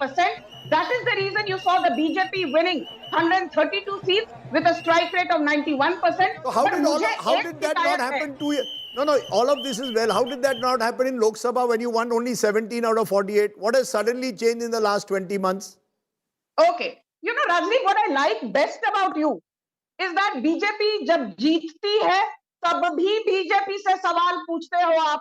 जब BJP हारती है तब भी BJP से सवाल पूछते हो आप. अरे राजदीप जी थोड़ा रुकिए. You are one of my favorite anchors along with Maria. So let me also, now I'm worried. I'm getting scared. Let me say things in good humor. I want you to, say once. It's not about Marathi versus non-Marathi, Gujarati versus Tamil, Telugu versus Sindhi. Why is it that no journalist, and that maybe one of the biggest reasons the Thackeray have been decimated is because of a lady called Kishori Pednekar, very close to the Uddhav Thackeray family. She was the mayor of Mumbai during COVID. And what did she do? She's involved in the body bag scam. Us par baat kariye. She's involved in the SRA scam. She's involved in the Worli rehabilitation slum development scam. She's even filed a false affidavit. पर पूरी की पूरी जो पिड्डी media है, people have heard of Godi media. I say there is one PIDI, piddi media. पिड्डी media के मुंह में दही जम गया है. They will not talk about the fact that Uddhav Thackeray was running Mumbai from Matoshri. Can you imagine a chief minister not visiting Mantralaya once when people were falling down like a pack of cards during COVID? And tell me, Rajdeep, you're so seasoned and you're a Mumbaikar. Tell me one instance in the last so many decades when a sitting chief minister actually resigned via Facebook Live. He did not even have the basic protocol and courtesy to go to Mantralaya and hand over. But that's not an answer to my. So how did they win? How did they do? Ma'am, I take all your points. So how did they do so well in 2024 and so badly now? What has changed in 20 months? A quick answer. What has changed is that people realized हमने जो मोदी जी के साथ गद्दारी की, BJP को 400 नहीं देकर 240 दिए, और जो भाजपा को हमने लोकसभा 2024 में बहुमत से जिताया नहीं, people somewhere felt that guilt, and the guilt vote translated into a resounding victory in assembly elections for BJP, not only in Maharashtra, but in Delhi, in Bihar. We did so well in Jammu, if not the Kashmir part of it. So, we won 4 out of 6 states which went into assembly elections after Lok Sabha 2024. That's a strike rate of 67%, Rajdeep. 67% strike rate in the 4 states that went into polls. Madam, point taken. You're on a roll. When you're on a roll, I don't like to stop you because then you go on Twitter and attack me. So I'm very scared of Sanju Verma. Whenever I attacked you, why do you always say that I attack you? Achha, but go ahead, Maria. Yes, Maria, the go ahead. images Maria, are go ahead. coming in Maria, now go ahead, please. of celebrations happening. Those are the images coming from Worli. The BJP supporters and workers are all out on the streets. This is the image. The Shiv Sena control of BMC has ended after 30 long years. So it's history what we are witnessing right now. Let me go back to Amitabh Tiwari. Amitabh Tiwari, while we look at these numbers, the message is that not just BMC, it's about the bastions, be it the bastions of the Thackerays, the supposed bastion, or of the Pawars. That has also fallen in this, many would say, a wave election across Maharashtra. Yeah, essentially, if you see, majority of the 29 municipal corporations, I think 22 to 23, it seems that the Mahayuti, the BJP, either on a standalone basis or in alliance with the Eknath Shinde Shiv Sena, is leading in majority of the municipal corporations. So, see, the municipal corporations represent the urban voice of Maharashtra. Maharashtra is one of the highly urbanized, one of the highest perhaps urbanized states of India. So what it also shows is that the strategy of the opposition, which is largely banking on igniting the Marathi Asmita or the pride, does not seem to be working with the middle class, the aspirational middle class, as along with the youth of the Maharashtra. So the strategies need to be tweaked by the opposition, considering the type of elections they are facing. In a highly urban election, infrastructure development, focus on creating a new Maharashtra, roads, bridges, etc., that seems to have worked. And here, the image of Devendra Fadnavis, who acts like perhaps has created this image of acting like a corporate and delivering on one of these most of these infrastructure projects, as mentioned, like an Atal Setu or a coastal road. I think this seems to have clicked with the aspirational middle class and the youth. And of course, the core Hindutva voter also seems to have backed the BJP-led alliance. I think you make a very good point there, Amitabh. And I want you, Rajat, to dive in on this Fadnavis factor. How do you see, I draw sometimes parallels between Fadnavis today and what to some extent Narendra Modi attempted. Hindu Hriday Samrat in the backdrop of what happened in 2002. By 2007 projected himself as part of vibrant Gujarat. I'm building infrastructure, Gujarat model. Are you seeing some parallels with Devendra Fadnavis, much more urbane, catering to this new aspirational voter and therefore pitching himself almost on the front line of the BJP leaders of the future? I think in politics, there's always one of one type. It was the Chief Minister Narendra Modi then who tried to do a lot of innovative things which were unheard of back in those days. And he came up with ideas which were far ahead of their time. Give me an example. Vibrant Gujarat, for instance. I mean, right now, every single state is following what he started off. In terms of attracting investments. Yes, attracting investments as championing the cause of a state, ensuring. Chandrababu Naidu also did it. We sometimes forget it. But go ahead. He was, I would say, the first BJP chief minister, but go ahead.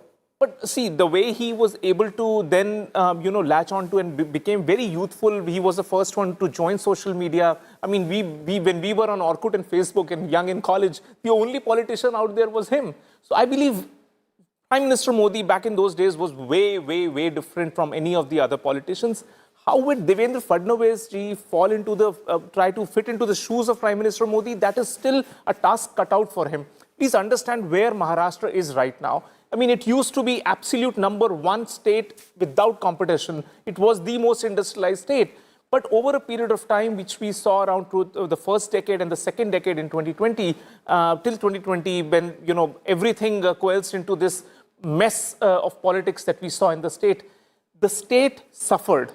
And because of this regional satrap trying to do politics, then freebies, then farmer issues dominated. The industrialization of the state fell through the cracks. We saw states like Tamil Nadu and Karnataka race ahead way past Maharashtra. Today, Maharashtra is at a stage where it will be Devendra Fadnavis ji's most difficult sort of exam, which he will have to qualify, then to claim that yes, he has all the things where he can call himself as next in line to Prime Minister Modi. So a task is cut out, a challenging task nevertheless, and he is one man who can actually deliver.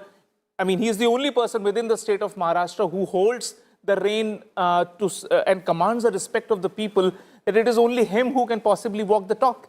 But one needs to understand, in order to have Mumbai as the number one most cosmopolitan, most industrialized city, he will have to fight with so many small interest groups out there.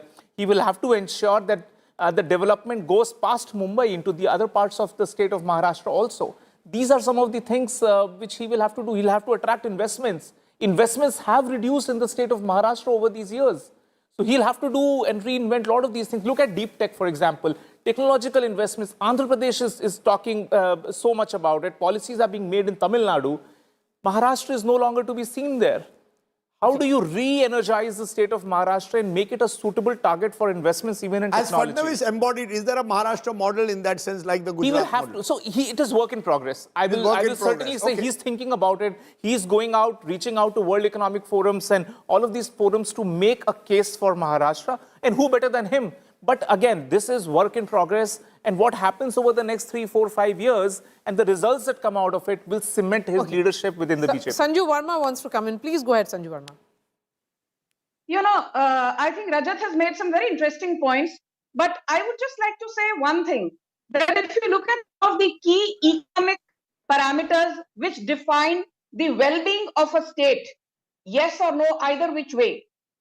Maharashtra, I will come to it in a bit, but Mumbai stands out. I mean, for the longest time, Mumbai continues to account for more than 6%, Mumbai city alone, 6% plus of India's GDP.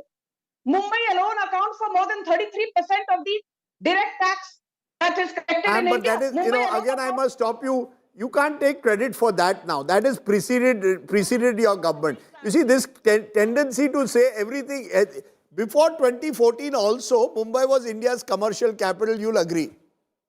Finish. This is not done. Why do you get so impatient? You're a journalist, Baisar. You're not a panelist. Thoda rukiye. Now, I just want to say one thing. I can't even say, lower Fader, lower Rajdeep Fader, because you're on the other side, I'm on this side. But I just want to say one thing. Rajdeep, the Delhi-Mumbai Expressway, which will reduce commuting time by at least 50 to 60%. The first phase of that is almost complete. The Samruddhi Expressway, the Thackeray tried to stall it. The first phase of Samruddhi Expressway is done and dusted. The Mumbai-Ahmedabad high-speed rail corridor, it is rapidly moving to fruition. Uddhav Thackeray ne kaha, hame kya zarurat hai high-speed rail ki? Marathwada grid project, to ensure that the entire region is not held hostage to the vagaries of nature. That has been brought to fruition. Uddhav Thackeray ne bola, ye Marathwada mein grid project ki kya zarurat hai? Andheri Gorai Link Road, Andheri Versova Link Road, and by the way, your audience needs to know this. Mumbai Trans Harbour Link project was envisaged way back in 1961 under Rajdeep's favorite, Pandit Nehru, and it was completed in 2023. Matlab, after almost 6 decades, who brought Mumbai Trans Harbour Link to fruition? The double engine Sarkar of Modi and Fadnavis. I will end by saying one thing. Please remember, we did not even have an STP-driven drainage system that has been, brought to fruition now. And you forget one thing. For the longest time, the Thackeray ka acolyte mayor bhi tha, deputy mayor bhi tha, chairperson of standing committee bhi tha. 37 years, Uddhav Thackeray had to show his report card. And what does he say at the end of the day? He and his brothers are talking about lungi and pungi. आज किसी की लुंगी गई, किसी की पुंगी बजी. I don't want to get into such low-level discourse, but I want to say one thing. Got your point is taken. Your point is taken, Sanju Verma. You believe that in a way the BJP has fast forwarded many stalled projects of the Congress era. A good point to bring in Anish Gawande. He's a spokesperson, national spokesperson, NCP, Sharad Pawar group. Not a good day for the Pawars. You're losing Pune. You're on the back foot in Pimpri Chinchwad. Looks like the alliance also hasn't worked there, Anish. Rajdeep, again, I'm not keen on commenting on the final nature of the results because, as you know, counting this time Mumbai looks slightly different than it did earlier. So we get a clearer picture, but you're right. No, Pune, the picture is clear, Anish.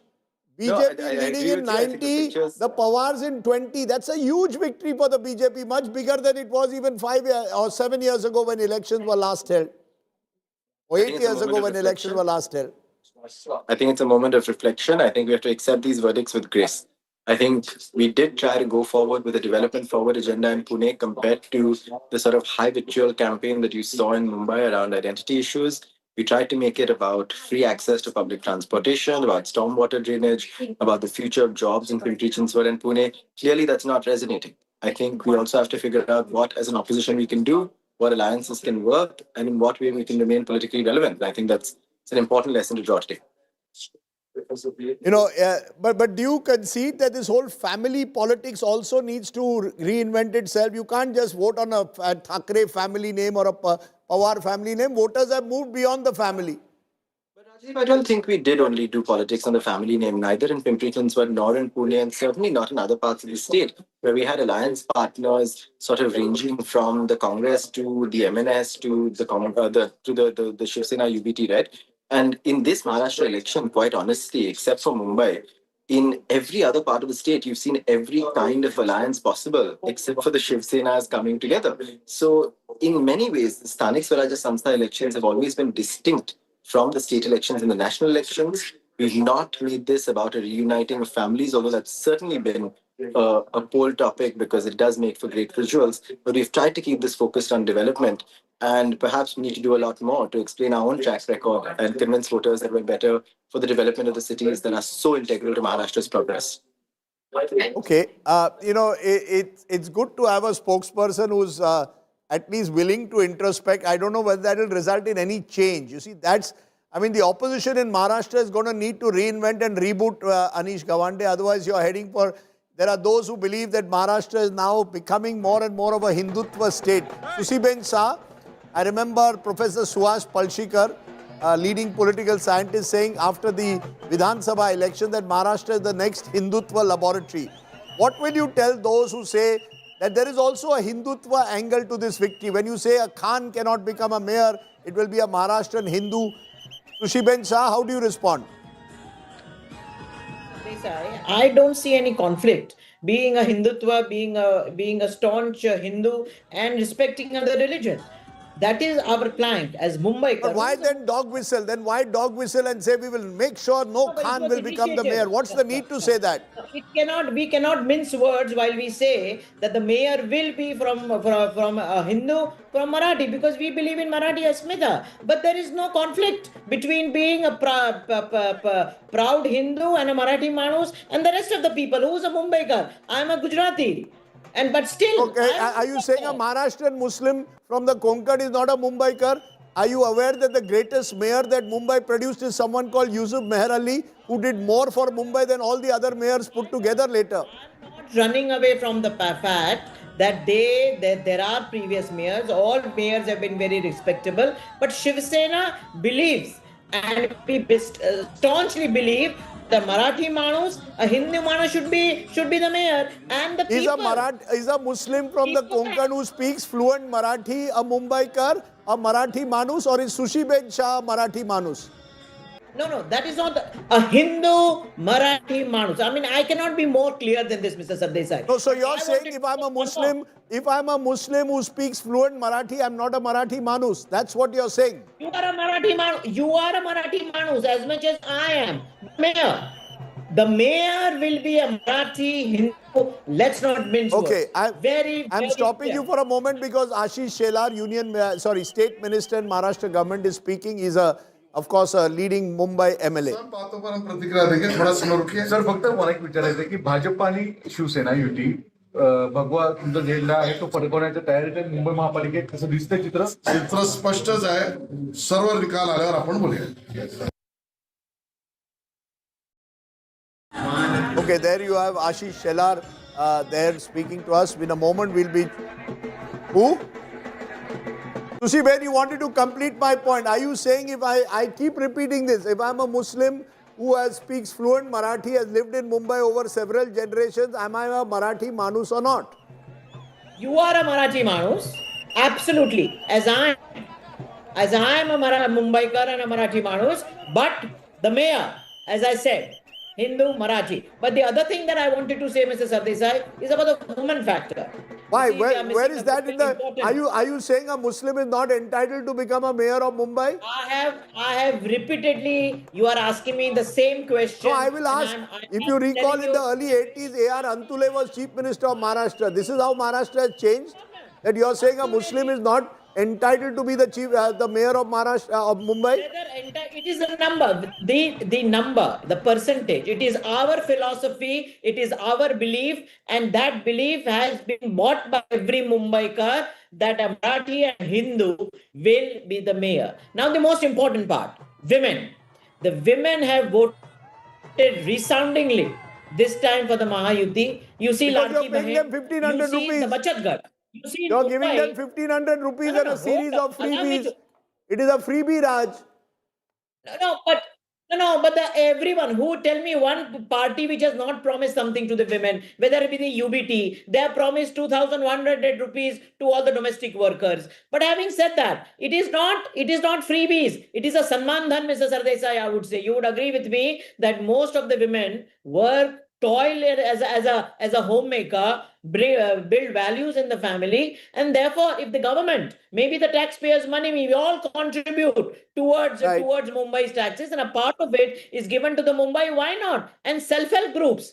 Every ward has self-help groups, and we have ensured that each of these self-help groups are independent entities, economically. So therefore, I feel the men in Mumbai, in Maharashtra, feel that the only person, the only party with whom they can rely is this Mahayuti government, Eknath Raoji Shinde, the Ladka Bhau. They can be relied upon, and you'll see year on and year on, the women will one factor as far as elections are concerned, and we have delivered for the women, and so they believe in it. Okay. And there is a factor there. There's no doubt, Maria, that one of the key factors, and we saw it even in the post-polls, was the woman factor. We saw it even in the assembly elections. We saw it in Bihar. The woman factor is turning out to be more and more important in elections. Sanju Verma, that women factor, is that now treating the woman as a labharti, or is it treating the woman as a beneficiary of freebies, or actually having a woman mayor possibly now this time, given the fact that 50% will be women corporators? Sanju wants it certainly. She has backed it already, Rajdeep. Yeah, I think you tried to put Sushi Ben on the mat, but she navigated, the entire thing very deftly. So congratulations to her, because it's not easy to navigate Rajdeep Sardesai when he throws googlies. But I just say this, let's get one thing very clear. Ahead of Karnataka elections, Rahul Gandhi, Siddaramaiah, D.K. Shivkumar, the entire bandwagon said every woman in Karnataka, every woman household which is below the poverty line will get 10 kgs of rice free, monthly ration free. कुछ नहीं हुआ. उसके बाद क्या किया? They started blaming Food Corporation of India. Bus ride free, school free, midday meal scheme free, 300 units of electricity free, blah, blah, blah. And the entire PD ecosystem said, Waziwa. This is the welfare model of Rahul Gandhi. Welfareism at its peak. Himachal Pradesh mein, Priyanka Vadra is on record saying we will give 1,000 rupees per month to every Himachali woman. अरे 1,000 रुपए महीना तो दूर की बात है. एक नया पैसा नहीं दिया. एक नया पैसा नहीं दिया. हिमाचल में महिलाओं को कांग्रेस ने 10 केजी मुफ्त का अनाज तो दूर की बात है. 1 केजी अनाज भी नहीं दिया कर्नाटक में. एंड तेलंगाना में रेवंत रेड्डी हैज सेड मुझसे ना हो पाएगा. I No, cannot bring in Karnataka, ma'am, development. I don't Karnataka, have I must resources. correct. Karnataka, many of the welfare schemes have been implemented. It's not as if they have not. It's not. All political parties now are competing with each other on the kind of freebies that they give. You call it welfareism. What you call welfareism, others are calling freebies. No, Rajdeep, on one thing you don't have to lecture me, that is economics. And I'll tell you there's a thin line between freebies and welfareism.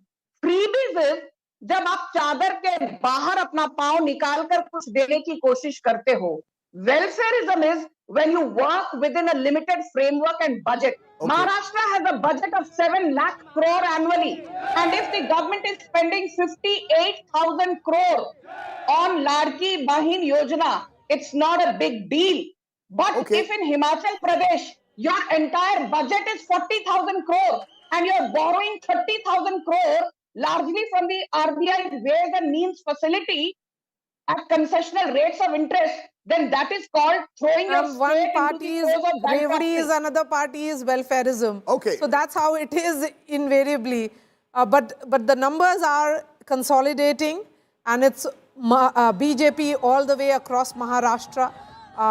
Let me bring in Amitabh Tiwari again. Amitabh Tiwari, as Axis and other pollsters were predicting that it will be a sweep, that's not really the case. It's 114, perhaps it will consolidate around 117 to 18, 120 maximum. That's how it looks like as far as the BMC is concerned. Did the exit pollsters overestimate if these numbers hold?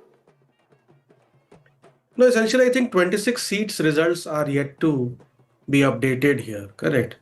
So even if you go by this ratio of 114 to 70, then the number could be anywhere around 125-ish, 125 to 130, which is the lower end of what Axis had projected. But as I have said in the past, it's largely an extrapolation of what the parties got in the Vidhan Sabha. 21 seats into 6 is largely 126, 130. It's a continuation of what the BJP had gained in the state in 2024 Vidhan Sabha election. Even UBT numbers are largely an extrapolation of what they had got in the Vidhan Sabha, 10 seats. So 10 into 6 or 7 is largely 70. But does it also show that the BJP is still dependent in a way on Eknath Shinde, that therefore Mumbai still is a city where you need those alliances even now? Clearly, I mean, if you recall, initially the BJP was, as per news reports, willing to contest on around 150, 160 seats, leaving 50 to 60 seats for the Shiv Sena Eknath Shinde alliance. But in the end, we have seen that the BJP is contesting on 137 rather, and 90 seats were given to Eknath Shinde. Is primarily because the municipal corporation still has around 140 seats which are dominated or influenced by the Marathi community, and is a big chunk of around 40% voters which still hold sway by the Thackerays, and to neutralize that they needed Eknath Shinde's Shiv Sena party to make a dent in that Marathi minus vote bank which they have succeeded to suppress. Okay. Let me bring in Rajat Sethi now on this. Sound bites come in. We are seeing women karyakartas of the BJP also on the street. You know, it is perhaps this election management in many ways also, Rajat. While other party is maybe just looking at just setting the agenda, here is the BJP which ensures that its voters are motivated enough. While there is emotive issue, there is also a mix of that election management. That's why we call this an election winning machine, winning state after state. 2024, look at the results, and after that 6 states, elections held 4-1 by the party, and now a clean sweep across Maharashtra local body elections. This is why, Maria, when you and Rajdeep were discussing that, the 3 top leaders, Prime Minister Modi, Home Minister Amit Shah, and the BJP current president did not go to the state of Maharashtra, but you forget that all the other second-rung leaders from every single state, from Tamil Nadu till Uttar Pradesh, we saw all the chief ministers go in, all the general secretaries of the BJP party go in, address various constituents within the state of Maharashtra. it was as if Maharashtra is going into yet another state election. That was the hunger and the appetite and the organizational discipline that we need to go for every single vote, be it whatever level of election. Where did you see that seriousness from the opposition benches? I mean, they did not even hold one meeting together. I mean, also, I had to have a lookup table to see which city, what alliances are the opposition parties getting into. It was so confusing. So imagine from a voter's perspective, here is an opposition which is fragmented. They can't even sit together, even in dire situation. You have no campaign whatsoever. I mean, the two Thackerays came together, but they barely did any rallies together. The momentum was lost. They've been together for almost a year or so. They only came together on a stage, on a platform together so late. And then on top of that, you have BJP, who has ensured that right from the Yuva Morcha Karyakartas all the way to the main party, every single leader, big or small, is out on the streets. This does a huge difference to the morale of the cadre and building a family together which works together, fights every fight together. So all of these things become that extra edge which BJP, with a hindsight benefit, you can say BJP is, it is money, power, and you try and basically belittle the effort that BJP puts in. But, you need to see that fighting spirit from the opposition. Minus that, you cannot accuse the party that you're using Sam Nam Dandved alone. Anish, if you look at the number of statewide rallies and the big sabhas that were done, Devendra Fadnavis, 37 in all, Eknath Shinde, 54, 25 public meetings, 29 road shows, Ajit Pawar, 25, Uddhav Thackeray, 3. Joint meetings in Nashik, Thane and Mumbai, Raj Thackeray, just those 3 joint meetings. That's how it has been. Congress, no big sabha. If there are no efforts that are being made by opposition, then why should they expect different result? Maria, honestly, I think that we cannot ignore the fact that we were outspent 10:1 and at ratios even higher than that in these elections. Right? We know that for local body elections, often the trend that continues from the state elections, particularly when those elections have been held not too long ago, does sort of continue on to local body elections. We cannot ignore that there was a tactical decision made here to focus on door-to-door campaigning to ensure that we reached every household instead of spending time on large sabhas that may draw audiences but do not garner votes. Now, I think many decisions can be thought of as the right ones or the wrong ones in hindsight. Hindsight is always 20/20. But I think it's also impossible to ignore that in such scenarios, all of the messaging that was going out from these grand sabhas was not one of development, was not one of the future of our cities, was not focused on the issues that a municipality has to take care of. I mean, of course, you need big leaders campaigning, but why does a big leader like Amit Satam, who used to be a very sensible gentleman, have to keep making the statement time and again that no Khan can become a mayor of Mumbai? Do they forget that Dayabai Patel, the son of Vallabhbhai Patel, who was not a Marathi Hindu, became the mayor of Mumbai? Do they forget that Simon Fernandez, who was a Konkani playwright, could become the mayor of Mumbai? Do they forget, and Rajdeep, you pointed out, that Yusuf Meher Ali could become the mayor of Mumbai? So in a campaign that was based primarily upon dog whistling in these large sabhas, I don't think the absence of large sabhas is a result Anish, of besides the large sabhas, there was that reach out that happened also to each and every Mumbaiker in many ways as well. Can we, is the opposition not really getting their political opponents, their strategy, how much effort that the BJP actually puts in? You have an Eknath Shinde who has opened up his house. He is available even at 2 a.m. for his Karyakartas. On the other hand, are the Thackerays largely missing, largely not available or accessible? But you do also That's have the challenge for the opposition here. But you do also have a Sharad Pawar or a Supriya Sule who are available at their house whenever people want to go. Even today, if you want to go meet Pawar side, you can rock up at either Silver Oaks or the YB Chavan Center or 6 Janpath and meet him. So if accessibility was going to be the only determinant of success in an election, then we should have done a lot better than we're doing right now. So I think, of course, each of these factors individually can contribute to these losses. But it'll require a lot more thinking to figure out what is the main sort of problem that took place here. If I have to hazard a guess, it's going to be the fact that the opposition did not manage to come together for these elections. Perhaps we'd anticipated that they would look different from your sort of state elections. We know that in the past, opposition parties and the government alliances have fought local body elections separately, whether that was the NCP and the Congress fighting separately earlier, or the Shiv Sena, UBT, and the sort of Congress fighting separately now. But perhaps it was required to come together against this sort of mammoth force that we have going up against us to be able to deliver on results that would at least secure us a few municipalities. Okay, so we have a big newsmaker joining us now. Rahul Narvekar is the Speaker of Maharashtra Assembly.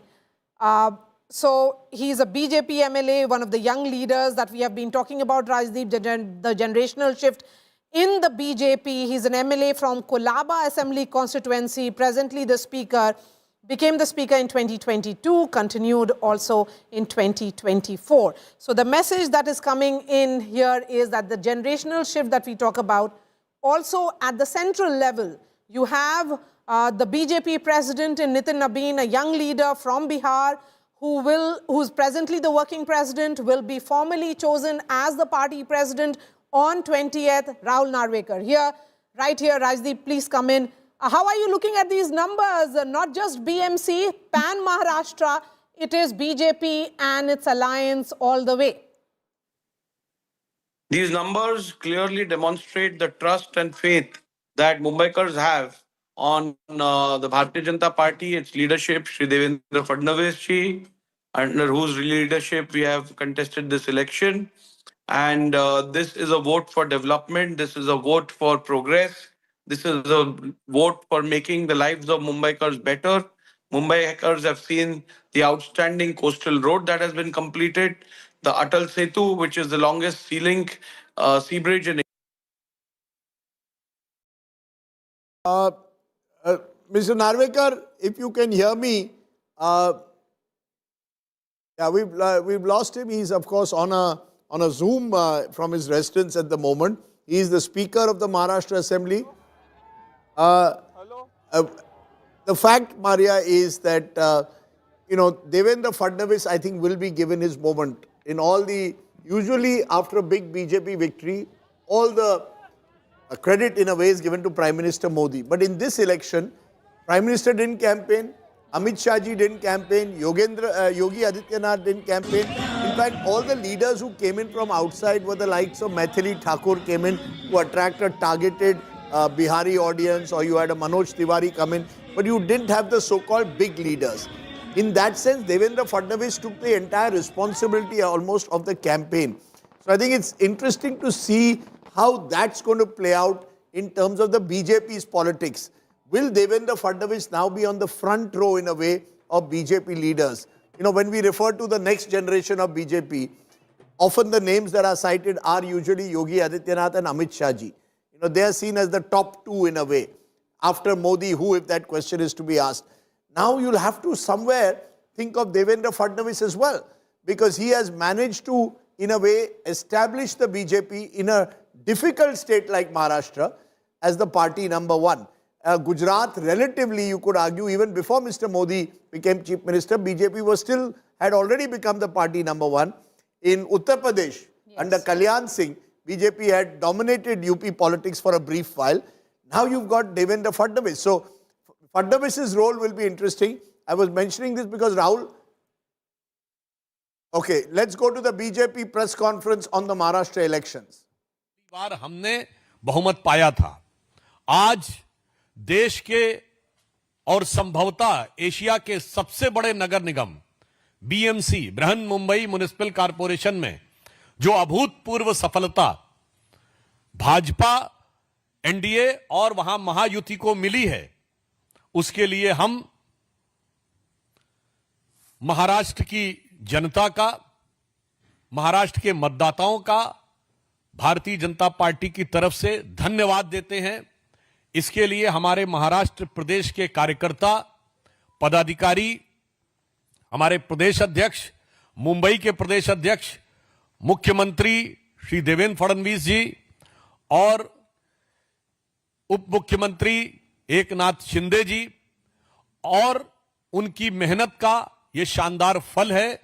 और प्रधानमंत्री श्री नरेंद्र मोदी जी के नेतृत्व में जो अपार लोकप्रियता Bharatiya Janata party को हासिल हुई है, उसके ये व्यापक, जो भारत के सांस्कृतिक गौरव का केंद्र रही है, छत्रपति शिवाजी महाराज का हिंदवी स्वराज्य जहां से प्रारंभ हुआ, जहां से लोकमान्य तिलक ने पूर्ण स्वराज्य का उद्घोष किया, और जो राष्ट्रवाद के विचारों की उर्वरा भूमि रही है, और जो आज मुंबई, जो विश्व की चौथी बड़ी अर्थव्यवस्था और विश्व की बड़ी अर्थव्यवस्थाओं में फास्टेस्ट ग्रोइंग इकोनॉमी का आर्थिक राजधानी हो, तो मैं कह सकता हूं भारत के सांस्कृतिक गौरव और आर्थिक समृद्धि दोनों के लिए विकास की इस नई इबारत को जो हम प्रधानमंत्री श्री नरेंद्र मोदी जी के रूप में लिख रहे हैं, उसको Let's go to our big newsmaker who's joining us now. Rahul Narvekar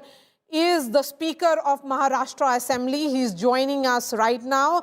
Rahul Narvekar, what do you think has led to this kind of BJP sweep across Maharashtra? Not just the BMC, several pockets which were seen as the Pawar bastion or the supposed Thackeray bastion have also crumbled. Well, at the outset, I would like to thank the people of Maharashtra for once again completely trusting the Bharatiya Janata Party alliance and casting their vote in favor of this alliance. As you're aware, that the people of Maharashtra through this mandate have voted for progress, have voted for development. The people of Mumbai have done the same. The outstanding coastal road made by the Atal Setu or the brilliant metro network, which has made life much easier for Mumbaikars, is what the Mumbaikars have considered while they cast their vote. So I would like to once again thank Mumbaikars for this support and trust that they've expressed in the Bharatiya Janata Party alliance. Mr. Narvekar, how do you look at the fact that, this was, the BMC in particular was seen as the Thackeray dominated. After 30 years, now it is the BJP-led Mahayuti which will be dominating it, and perhaps BJP will also get its mayor in BMC. Well, Mumbaikars have waited for this moment a little too long. They were fed up with the lackluster administration of the Mumbai Municipal Corporation in the hands of the Shiv Sena UBT fraction. And now they have expressed their opinion of having a better governance and administration in Mumbai Municipal Corporation. And I'm sure that Bharatiya Janata Party will leave no stone unturned to fulfill the desire of Mumbai. Insofar as both the brothers coming together, sentimental about the well-being of Marathi Manus will do, the Marathi Manus will stand up with the party that actually delivers and works towards the progress of the Marathi Manus, who creates job opportunities for Marathi Manus, who creates infrastructure for Marathi Manus, party that makes life easier for the Marathi Manus. Not this sentimental statements and attempts to sway people sentimentally is not going to work any longer. Mr. Narvekar, there were multiple issues and narratives that played out in these elections. How do you look at the fact that many are seeing this as a new Maharashtra which has changed, which has become more accommodative and cosmopolitan in the real sense, that the Marathi sentiment or the Marathi pride that was spoken out by the Thackeray's has been the politics which has been rejected by the people of Maharashtra today? Okay, there seems to be some problem with that line of Rahul Narvekar, who is the Speaker of Maharashtra Assembly and also an MLA from Kolaba Assembly constituency. This is the result which has come in from Maharashtra. The BJP-led alliance has swept and is leading in 118. That is the number that we are looking at, Rahul. Well, like I've said, there is a transition from the identity politics to a truly acceptable or accommodative Maharashtra or Mumbai in particular, which is, yes. See, the mandate is absolutely clear. People have voted for progress. People have voted for development. People are no more interested in sentimentally driven issues. Just to emotionally charge people and deliver nothing. This is not going to work any longer in the city of Mumbai. Needless to state, the city of Mumbai is a very cosmopolitan city, and needless to state that, of course, the Marathi Manus who originates from the city of Mumbai certainly has some sentimental connect, and their culture and their values will always be respected and always will be given a priority. But having said that, we are very, very aware about the fact that this city is a cosmopolitan city which requires the best amenities, best facilities that takes along everyone. This requires the best of infrastructure. We have to make this a world-class city. This is a very, very resilient city, stands up to every challenge, and therefore it needs to be administered by a party with a vision, party which delivers, and a party that fulfills the aspirations and dreams of the common Mumbaikar. Are you sensing that this mandate is a mandate of great responsibility as much as, you worked hard for this mandate, but that this is also a mandate where people are expecting a lot now? Well, I think the Bharatiya Janata Party alliance has delivered to the expectation of the people of Mumbai, and that's why they got a resounding mandate even in the 2024 elections, assembly elections. And the corporation is this corporation election is a replication of the results that we've seen last year. And because people are happy with the way the state is being administered, they have once again posed their trust in the Bharatiya Janata Party alliance to administer the city of Mumbai as well. And just a couple of more questions, because we are seeing a generational shift in the BJP. You are a young leader yourself. There is a young leader in Devendra Fadnavis, who is the chief minister, under 50 as the BJP president. Is this also ushering in a whole new era? And the mandate which is, and as the exit polls are suggesting, Mr. Narvekar, that this is a mandate where the young Mumbaikars, young people of Mumbai have come out, the aspirational Mumbai, to come to vote for the BJP. So which is a shift also from the sentiments which were there earlier.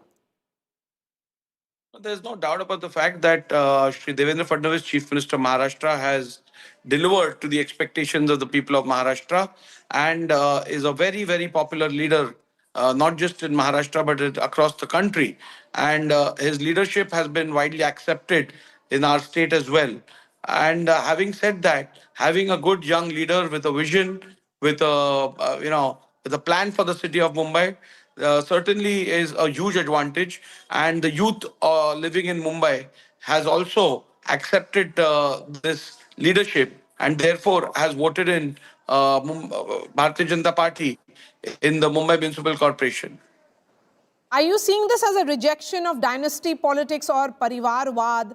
Because be it the Pawars, whose entire coming together of nephew and the uncle hasn't worked in their bastion of Pune, or even this decimation or relegation of the Thackerays?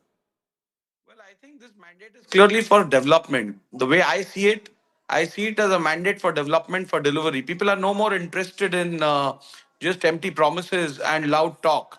People want deliveries and deliverables. So I don't see this as a mandate for anything else other than development and progress, which Bharatiya Janata Party stands for. All right, Rahul Narvekar, really appreciate your time. Thank you for joining us and congratulations on this massive victory for the BJP. Rahul Narvekar there, who is the Speaker of Maharashtra Assembly and also is an MLA from Kolaba constituency. Shweta Shalini is the spokesperson of the BJP. She joins me, and we have Krishna Hegde of the Shiv Sena Shinde faction joining us. Anish continues to be with us. He's a NCP Sharad Pawar spokesperson. Dr. Shoaib Hashmi is the Shiv Sena leader. Jayant Mankar is a senior journalist, political analyst, continues to be with us. Matthew Antony is national spokesperson of the Congress Party, who's joining us. Let me begin with Shweta. Shweta, of course, it's a day of massive celebration for the BJP. everything seems to have worked for the party, not just in BMC. Now they have the control of the BMC after 30 long years. The BJP is looking at a mayor also. For the first time, there'll be a potential BJP mayor in the BMC. Yes, Maria, thank you. I'll take the congratulations on behalf of my entire party and Karyakartas, my leaders. I think it's been a difficult last month because everybody has been on the field, and it's time that we have to start delivering the promises that we have made, the promises on which, the model on which the Mumbaikars have actually brought us to power. And why the Mumbaikars? I think we are crossing the 25 mark out of the 29 corporations that went into elections. And I think, legacy politics, people have put a big stop onto legacy politics. People want work. People want to see work. And I think it is delivery and deliverables which people have voted for, and not rhetorics. They have primarily said that this friends with benefit kind of alliance is not something that they are going to go for. And hence, I think it's a great day for us. And the only way that we are celebrating is getting to work again, because Maharashtra will be soon going to elections in the panchayat also, and hence and the Zilla Parishad as well.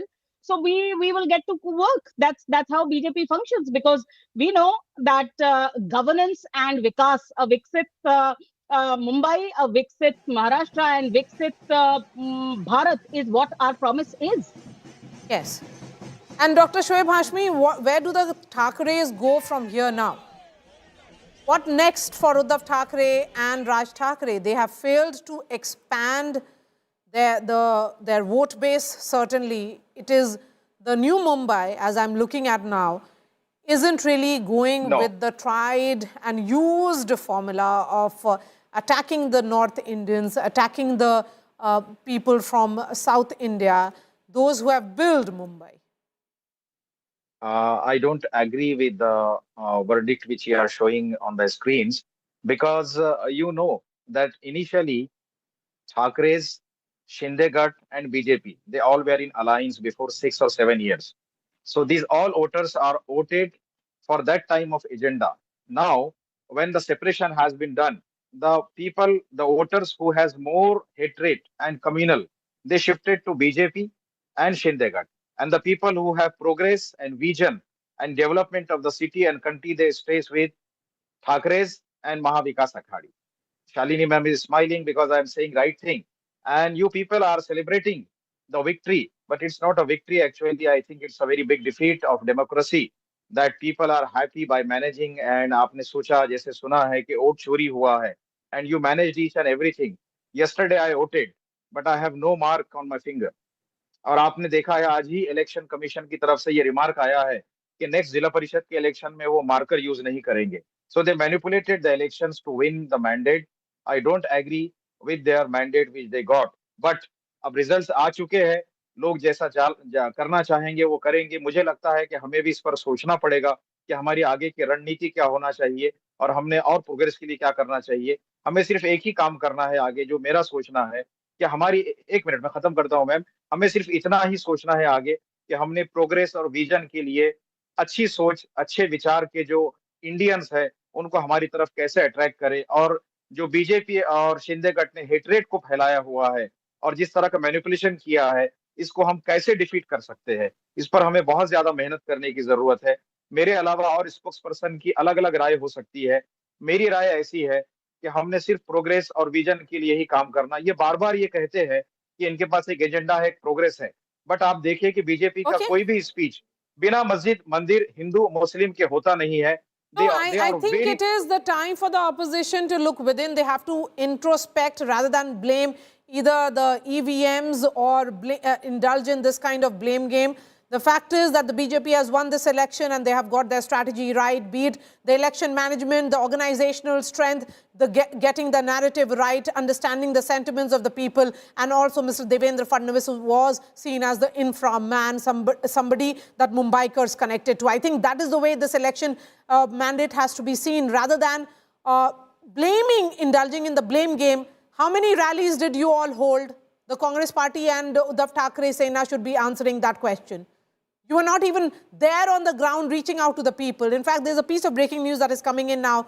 Chief Minister Devendra Fadnavis will be reaching BJP headquarters in Nariman Point in Mumbai at 3:30 p.m. This is a big moment for Mr. Fadnavis. Remember, years ago, Devendra Fadnavis had said that मैं समुंदर हूँ, लौट के आऊँगा.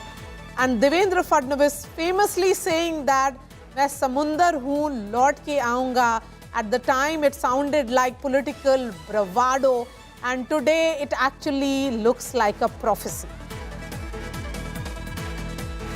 मेरा पानी उतरता देख मेरे किनारे पर घर मत बसा लेना.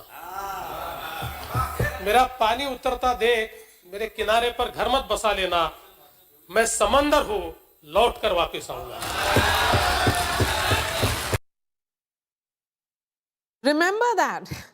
मैं समुंदर हूँ, लौट के आऊँगा, and this is actually the return. Now, this is about consolidation. Devendra Fadnavis sending a message that he can win Maharashtra local body elections on his own. He is the man of the moment and has managed to clearly consolidate for the BJP, come up with strategies, pan Maharashtra, and also focus on the most important Brihan Mumbai Municipal Corporation. The BMC, remember, is significant because of the sheer, it is the largest or perhaps the richest civic body that we know of. Let's bring in the guests who continue to be with us. Krishna Hegde of the Shiv Sena. Devendra Fadnavis said that on the floor of Maharashtra Assembly, and now he is "Main laut ke aunga," and he has indeed done that.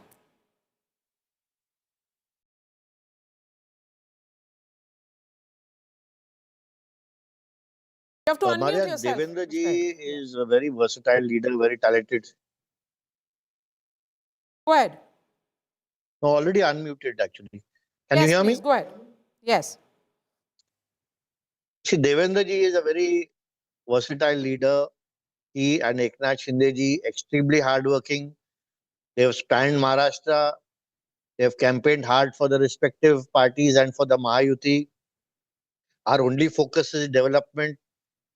People have not only voted for us once, twice, thrice, and this is the fourth election which we are winning as a Mahayuti.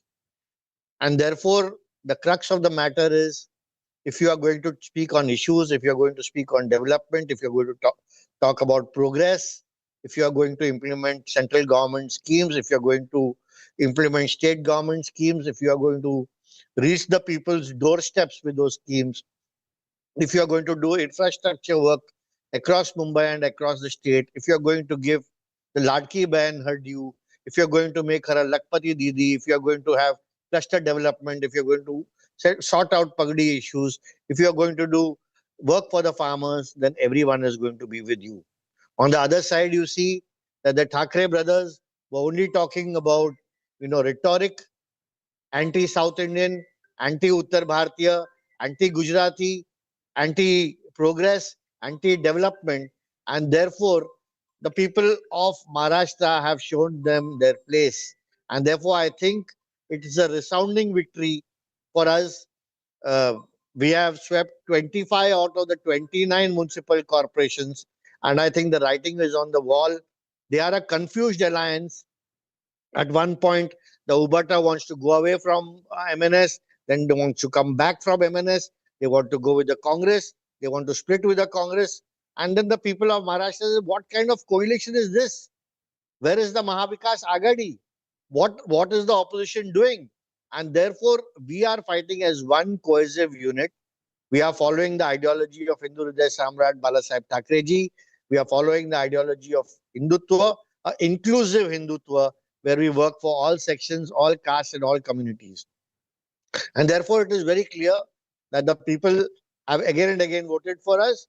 And in the future also, we will see that we will take Maharashtra to higher heights. Okay. A $1 trillion Anthony, economy. the message from the BJP certainly was, and the Mahayuti, that they appeared to be united. There was a clear, cohesive messaging which came in. On the other hand, there was clear fragmentation of the opposition party. And with opposition divided, this is what the results will be looking like. If you have to take on to the BJP, the might of the BJP, then you have to come up with newer strategies. It cannot be a divided opposition either.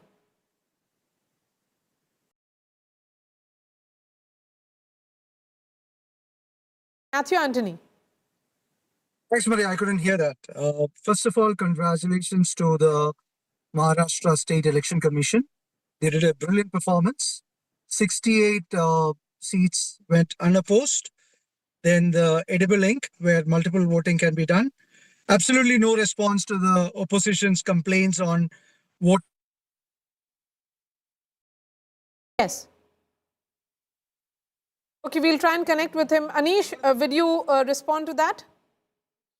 Maria, I think you're being less than generous to the opposition when you say we were fragmented, when in reality the ruling alliance was also just as fragmented, right? The BJP and the Shiv Sena, Eknath Shinde were contesting together for the BMC, but they left Ajit Dada out. In Nashik, the NCP came together with the Shiv Sena, Eknath Shinde. In other parts of the state, you saw similar alliances where the Mahayuti also was equally fragmented. So quite honestly, I think this is a very big day and I want to congratulate everyone in the Mahayuti on a victory. Was Ajit Pawar left out or did he choose to align with his uncle? These are two different things. I think, and that can be asked, but then when you say it's a triple engine Sarkar in Maharashtra and all three parties are equally involved, when one is strategically left out and then also left out of governance, not just out of that alliance, it makes one question whether or not alliance partners are being strategically used in the short term and being denied their due in the long term. And I think the unease that you see within the Mahayuti today will increase after they witness the landmark sort of victories the BJP has had. So, of course, we're going to do the introspection and we have to be graceful in that introspection. But I think there's going to be a lot of introspection in the sort of ruling coalition's camp as well. Yes, you wanted to come in. Go ahead. Thackeray. Krishna ji? Yeah, Anish was just, clarifying on national television that they don't want Ajit Dada anymore with them. He just said that. So I think his bosses are not going to take it lightly. They're all family after all. So, I don't think he should have said that. But however said and done, I think the Mahayuti is on a strong wicket. We are batting firmly. And whatever complaints the Congress still has against the Election Commission, against the Supreme Court, against the High Court, against the EVM, and now against the ink, I don't know what Congress is doing. Congress, was founded in Mumbai and it's committed harakiri in Mumbai. And I think they just got 10 or 11 seats and that too is not very clear, the lowest tally ever.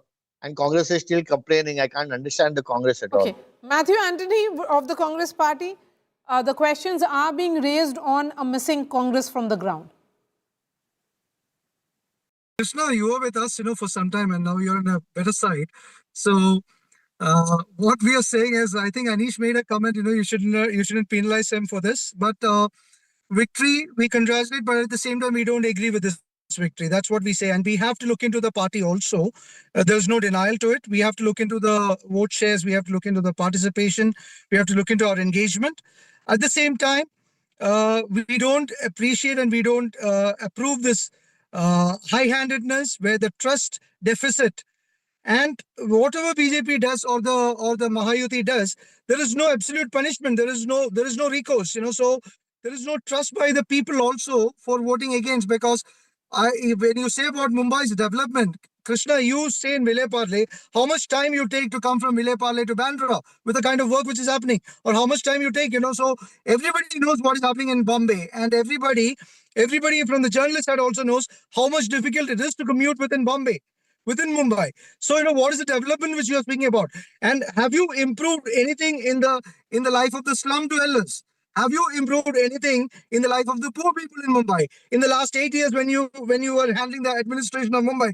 Now, after Mangal Pratap Lodha, I can say that you are creating another 2 real estate billionaires from Bandra itself in Mumbai. So that is the development which you are saying, we agree. But what is the real development which you have done? Okay, so, all that what you're saying here, Matthew Anthony, so perhaps the Congress could have built an entire campaign. That did not happen.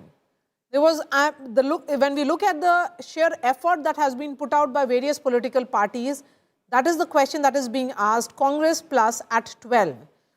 Where does the Congress go from here onwards? Where is the NCP headed? What is the future of UBT now? All these questions, certainly it's about existential question that you all face. Can I, Maria? Yes, please, Matthew Anthony. So we have to look this in two ways. One is about the absolute lack of trust and faith in the election management system. Second is also about, the opposition unity when we have to fight against a behemoth like this who is managing and manipulating the entire system, not only the election commission, but the institutions as well as there is a complete system, a lacuna in the system where absolute money was flowing like water in the entire city of Mumbai. There was no questioning. There were many times they were caught, but what actions were taken against them? Nothing. So there is a trust deficit. Plus, the opposition has to come united in such a situation where we have to fight a behemoth. We agree that we have to also look into ourselves. There's no denial to it. At the same time, we don't approve of this high-handedness because it can never be said a fair and square election in the state of Maharashtra. Okay. Anish, you wanted to come in. Go ahead. I wanted to add over there exactly to what Matthew said as well. A slogan that went viral during this election campaign was Ambyacha Vanat Makyachi Kansa, Ami nahi आणली भाड्याची माणसं. That, in this field of mango orchard, there are fields of maize, but we haven't got our karyakartas and bought them out, right? And I think for the long-term health of any democracy, and certainly for the long-term health of Mumbai, a culture which saw notes being slipped under doors, a sort of door-to-door campaigning being allowed without loudspeakers, which goes against all previous guidelines in the last 2 days being silent days by the Election Commission, a sort of complete focus on money and muscle power is detrimental to the health of our democracy, not just for the opposition right now, but for the BJP in the long run as well. Imam Malik perhaps will be able to respond to that.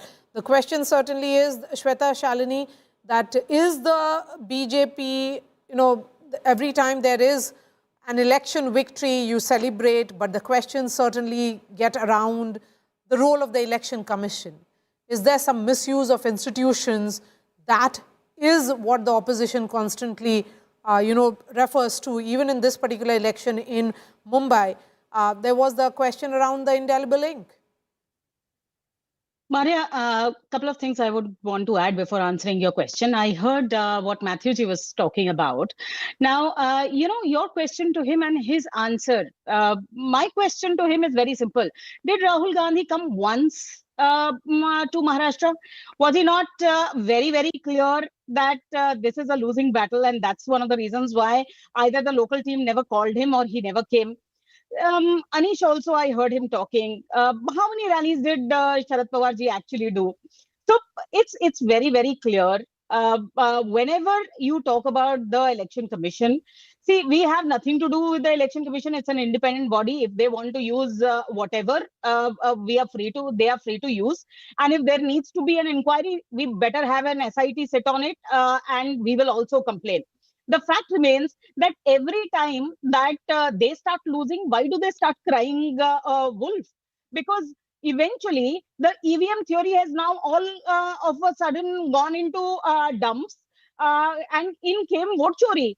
And you look at the kind of karyakartas, the karyakarta migration that Anish was talking about, this migration of the cadre is happening because the so-called netas are practically virtually and on Instagram giving speeches.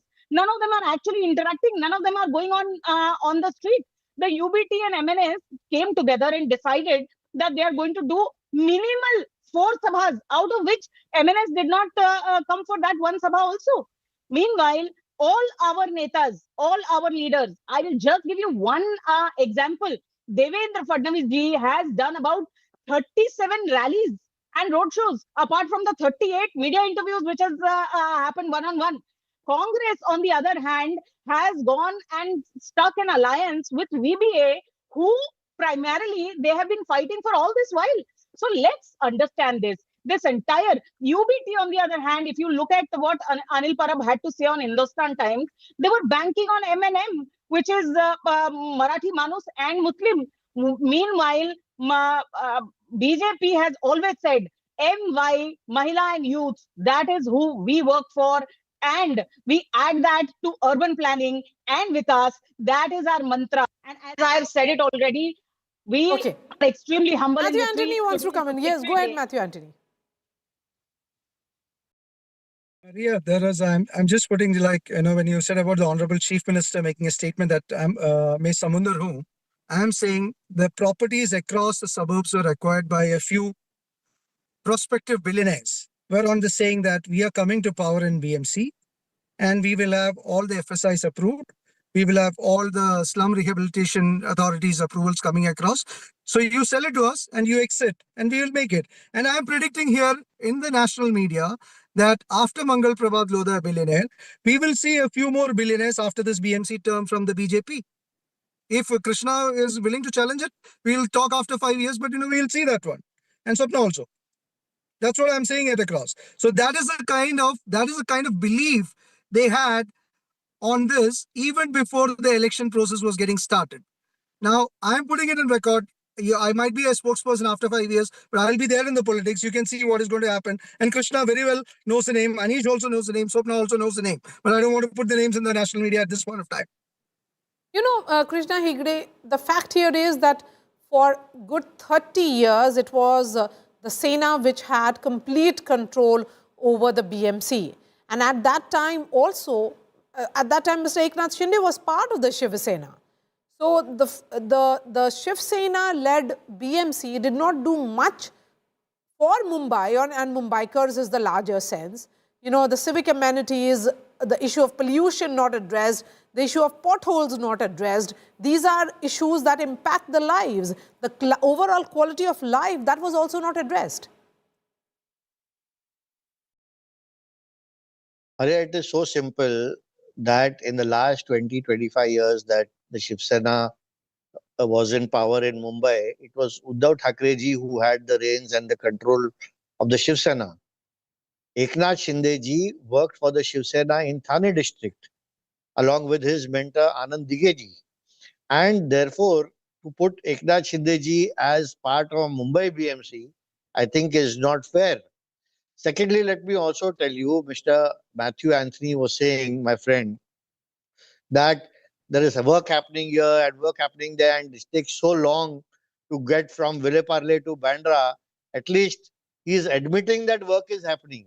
Whether it is the metro, whether it's the coastal road, whether it is 850 kilometers of concretization of roads or any other infrastructure project, at least the work is happening now, and which Mr. Anthony also is agreeing to. Second thing is... There's a piece of breaking news coming in. I'm going to come back to you. This is a report coming in from Sholapur. BJP candidate Shalan Shinde, who is in jail, has won the election. Shalan Shinde is in jail in connection with the murder of MNS leader Bala Saheb Sarwade. And MLA's son led the entire BJP panel to victory. So when it is about election management, should it be seen this way? But this candidate of the BJP is in jail. So it's muscle power, Shweta Shalini, that's how it will be read.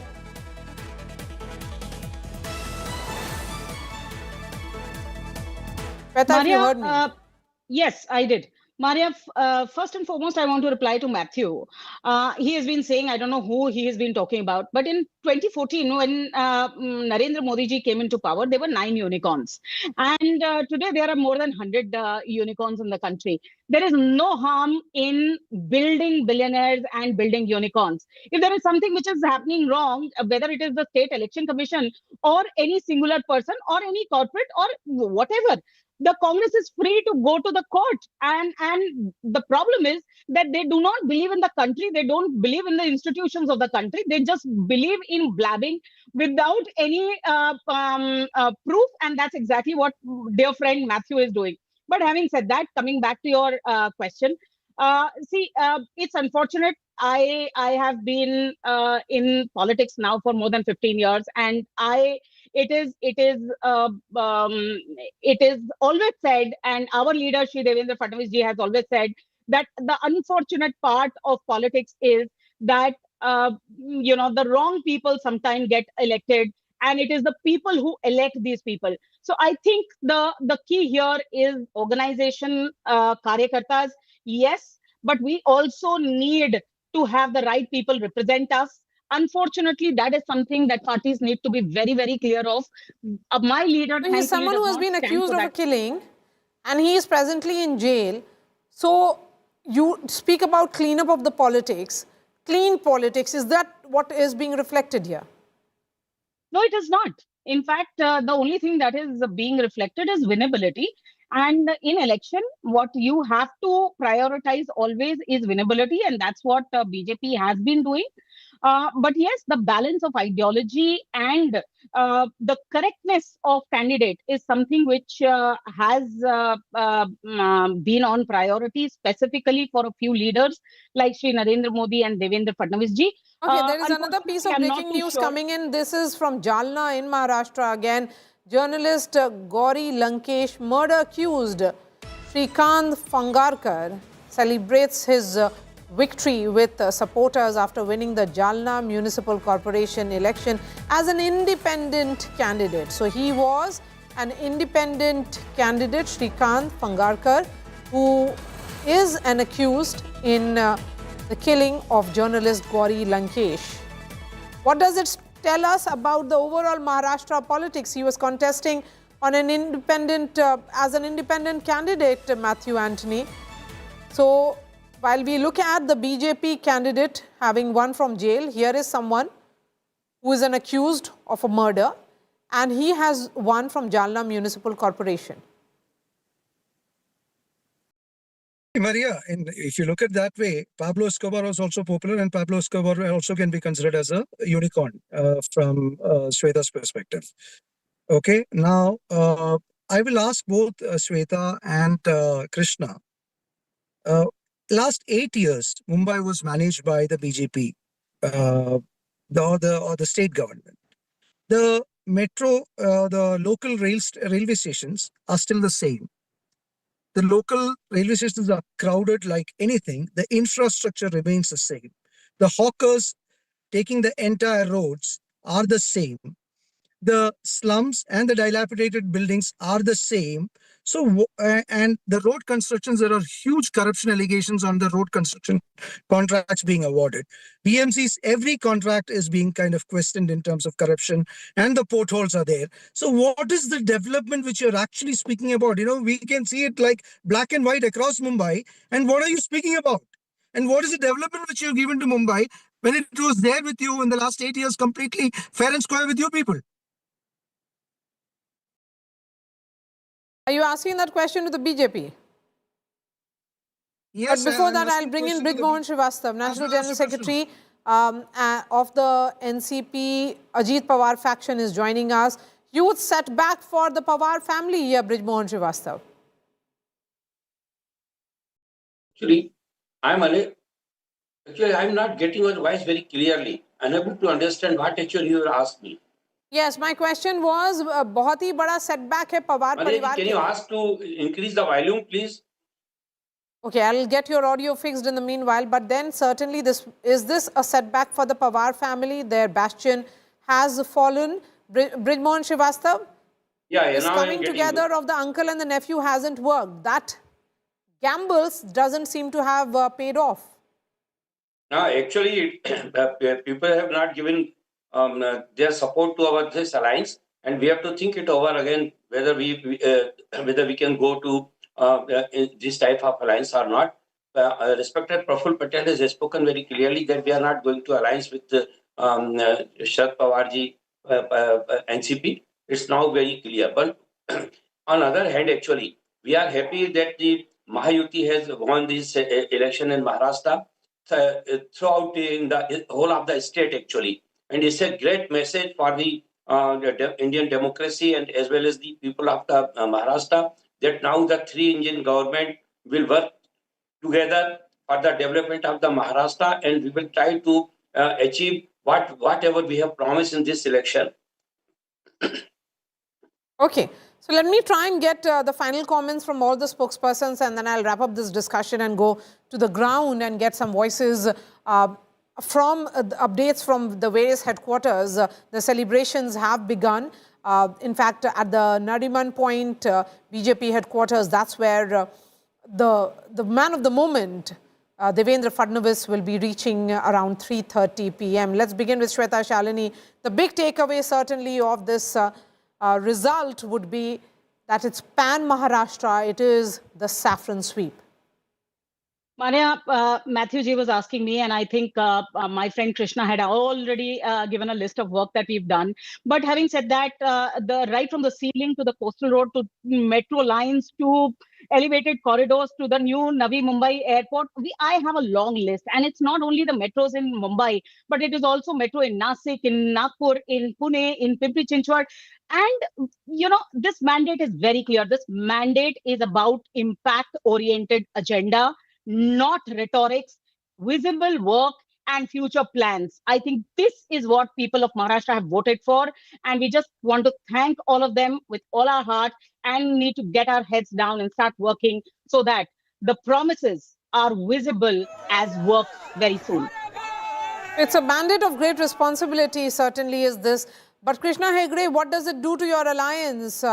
It's very clear now that in this alliance of Mahayuti, the big brother has been decided by the people of Maharashtra, and as far as the younger brothers are concerned, it is the two deputy chief minister and his parties. But Eknath Shinde will be the deputy chief minister, will continue only as the deputy chief minister. His party will always be the party number 2 in Maharashtra now.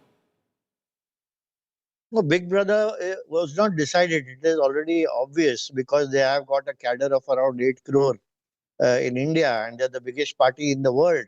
So we are not disputing that. We are only saying that, the Mahayuti is here to stay.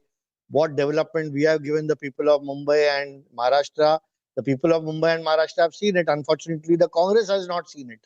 Secondly, Matthew said that 2 billionaires, there are 350 startup and tech billionaires in India in the last 10 years. So we have to open your eyes. The Congress party has to open their eyes now and look at the absolute truth.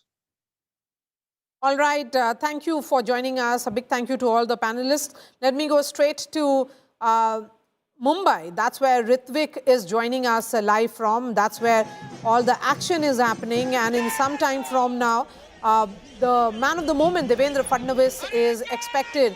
So while we wait for the first reaction to come in from the central leadership of the party, the celebrations will be happening at the BJP headquarters in Mumbai any moment now.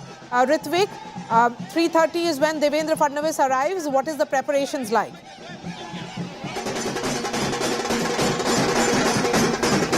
Absolutely. After 30 years of Thackeray's rule in BMC, finally BJP and Shinde Sena has managed a clean sweep in BMC polls, and what trends are suggesting, as we can see in BJP headquarters Nariman Point in Mumbai, the office has turned completely saffron and the stage is already set, and even flags and flowers are being brought in so that they can welcome CM Devendra Fadnavis with huge celebrations. Also, State President Ravindra Chavan will be arriving, and all the MLAs of BJP MLAs of Mumbai will also be joining this huge celebrations. We can see the celebrations are almost done, and even Karyakartas, party workers and office bearers has started arriving here, and we could see that many of them are coming here from the celebration, from their wards. आप कहाँ से आ रहे हो? मैं मुंबई से हूँ। अच्छा, कैसा लग रहा है 30 साल के बाद ऐतिहासिक जीत बीजेपी की? बहुत बड़ी ऐतिहासिक जीत है। ये हमारे देवा भाव का सारा कमाल है और हम को विश्वास था जनता जनार्दन पे। इतनी बड़ी ऐतिहासिक जीत के लिए सर्वप्रथम पहले जनता जनार्दन का मैं बहुत ही धन्यवाद, दिल से धन्यवाद देना चाहता हूँ। और चप्पा चप्पा भाजपा ये हमारा नारा था, आज हमारे देवा भाव की वजह से ये हमने करके दिखाया। जी, चप्पा चप्पा भाजपा का नारा तो था, लेकिन साथ में शिंदे सेना भी थी। मेयर किसका बनेगा? मेयर हमारा ही बनेगा। हमारा मतलब महायुति का, बीजेपी का? महायुति का ही बनेगा। बीजेपी का नहीं बनेगा? ज्यादा सीटें आपकी है? भारतीय जनता पार्टी का ही मेयर बनेगा। चलिए बढ़िया। तो Here we can see that now the party workers are also confident that after this clean sweep and huge numbers which BJP has managed to secure, they are claiming that the mayor of Mumbai, the most talked about thing during the BMC election campaign, the mayor will be of BJP. Are you expecting some kind of show of strength of the two parties, Shinde Sena, or perhaps coming together of Eknath Shinde and Devendra Fadnavis also today? Another optics? See, very interestingly, in Mumbai, if we look at the numbers which are visible right now, UBT Shiv Sena is at the second rank. So we need to wait if Eknath Shinde is all set to celebrate, because even he has to go to Thane, he has to go to Kalyan Dombivli, which is considered as his bastion. But in the evening, by 3:30 or 4 p.m., CM Devendra Fadnavis will be arriving at BJP headquarters, and just adjacent here, there's a Bala Saheb Bhavan, which is also a party headquarters of Shinde Sena. So Eknath Shinde right now he's in Thane. There's no official word from the party that he'll be coming to Mumbai any soon, but we'll need to see that will it happen together. Eknath Shinde and Devendra Fadnavis, will they come together tonight, today evening, or maybe tomorrow? All right, Ritvik, continue to be with us. Let's listen into all the political reactions which have come in on this massive sweep of the BJP across Maharashtra. It is the saffron sweep, and the victory is perhaps the sweetest in the BMC, with the BJP all set to get its first mayor. जो voting pattern चलाया सरकार ने, ये बेहद गंभीर बात है। हजारों लोगों के नाम गायब रहे जिसने विधानसभा में वोट किया है, और ऐसे एरिया से वोट गायब हो गए जहां शिवसेना को या महाराष्ट्र नवनिर्माण सेना को या कांग्रेस को वोट हुए, वहां से हजारों लोगों के नाम गायब हो गए हैं। ये पहली बात। दूसरी बात, ईवीएम मशीन बार बार बंद होती रही बहुत से प्रभागों में। जहां राष्ट्रवादी कांग्रेस को बटन दबाया गया है, वहां कमल के ऊपर लाइट ऑन होती है।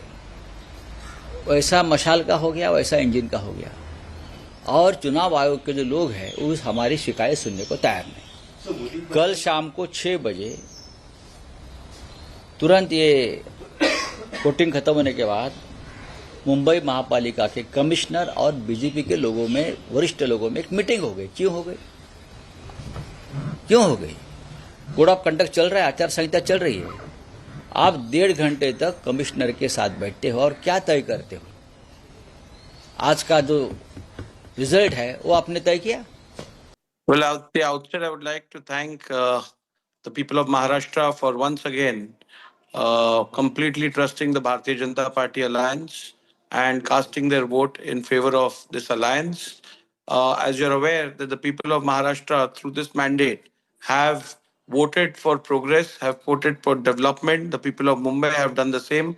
The outstanding coastal road made by the Atal Setu, or the brilliant metro network, which has made life much easier for Mumbaikars, is what the Mumbaikars have considered while they cast their vote.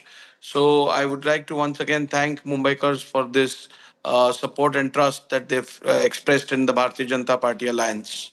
After 30 years, now it is the BJP-led Mahayuti which will be dominating it, and perhaps BJP will also get its mayor in BMC. Well, Mumbaikars have waited for this moment a little too long. They were fed up with the lackluster administration of the Mumbai Municipal Corporation in the hands of the Shiv Sena UBT fraction. And now they have expressed their opinion of having a better governance and administration in Mumbai Municipal Corporation. And I'm sure that Bharatiya Janata Party will leave no stone unturned to fulfill the desired Mumbai. Insofar as both the brothers coming together, sentimental about the well-being of Marathi Manus will do.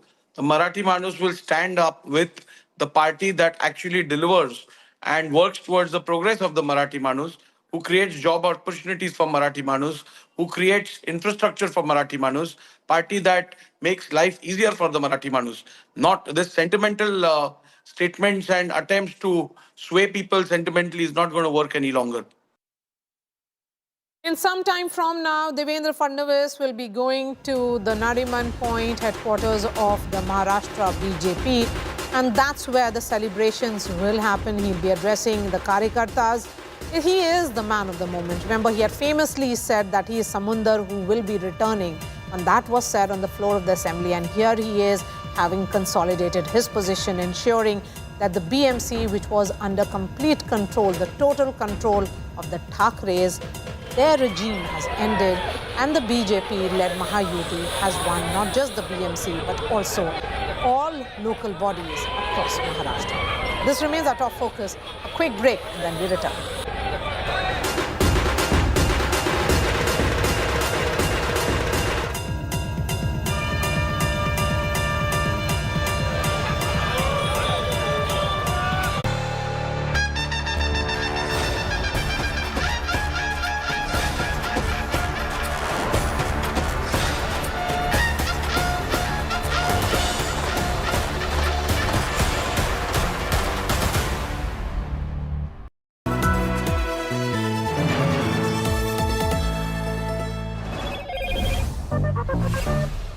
Slim like a whisper, sharp in the hand, never unplanned. Motorola Edge 70, impossibly thin. Two leaders, one defining year. In 2025, bolstered by electoral victories, Prime Minister Narendra Modi pressed ahead with his Reform Express. At the same time, Donald Trump reshaped global priorities and debates. In India Today's Newsmakers of the year 2025, we examine how their actions together impacted the lives of nearly 2 billion people. The power, the decisions, the impact. Catch it all in the latest issue of India Today, Making Sense of India. Available for speed delivery on Amazon and Blinkit. Subscribe now at subscriptions.intoday.in.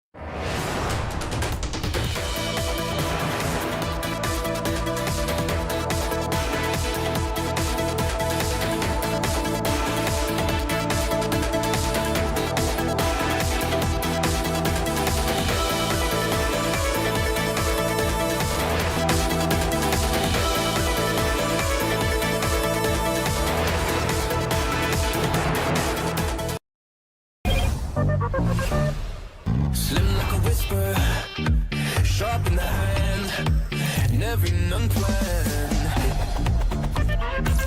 Motorola Edge 70, impossibly thin.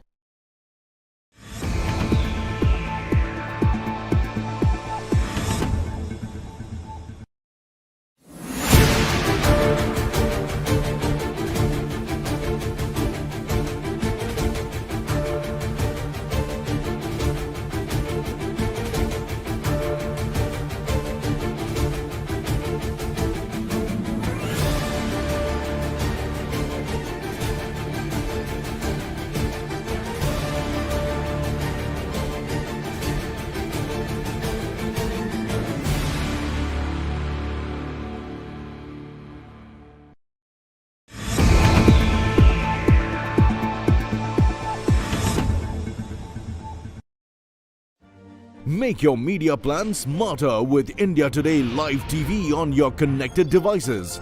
Amplify your brand with 100 million smart internet viewers. To advertise, mail us at sales@aajtak.com.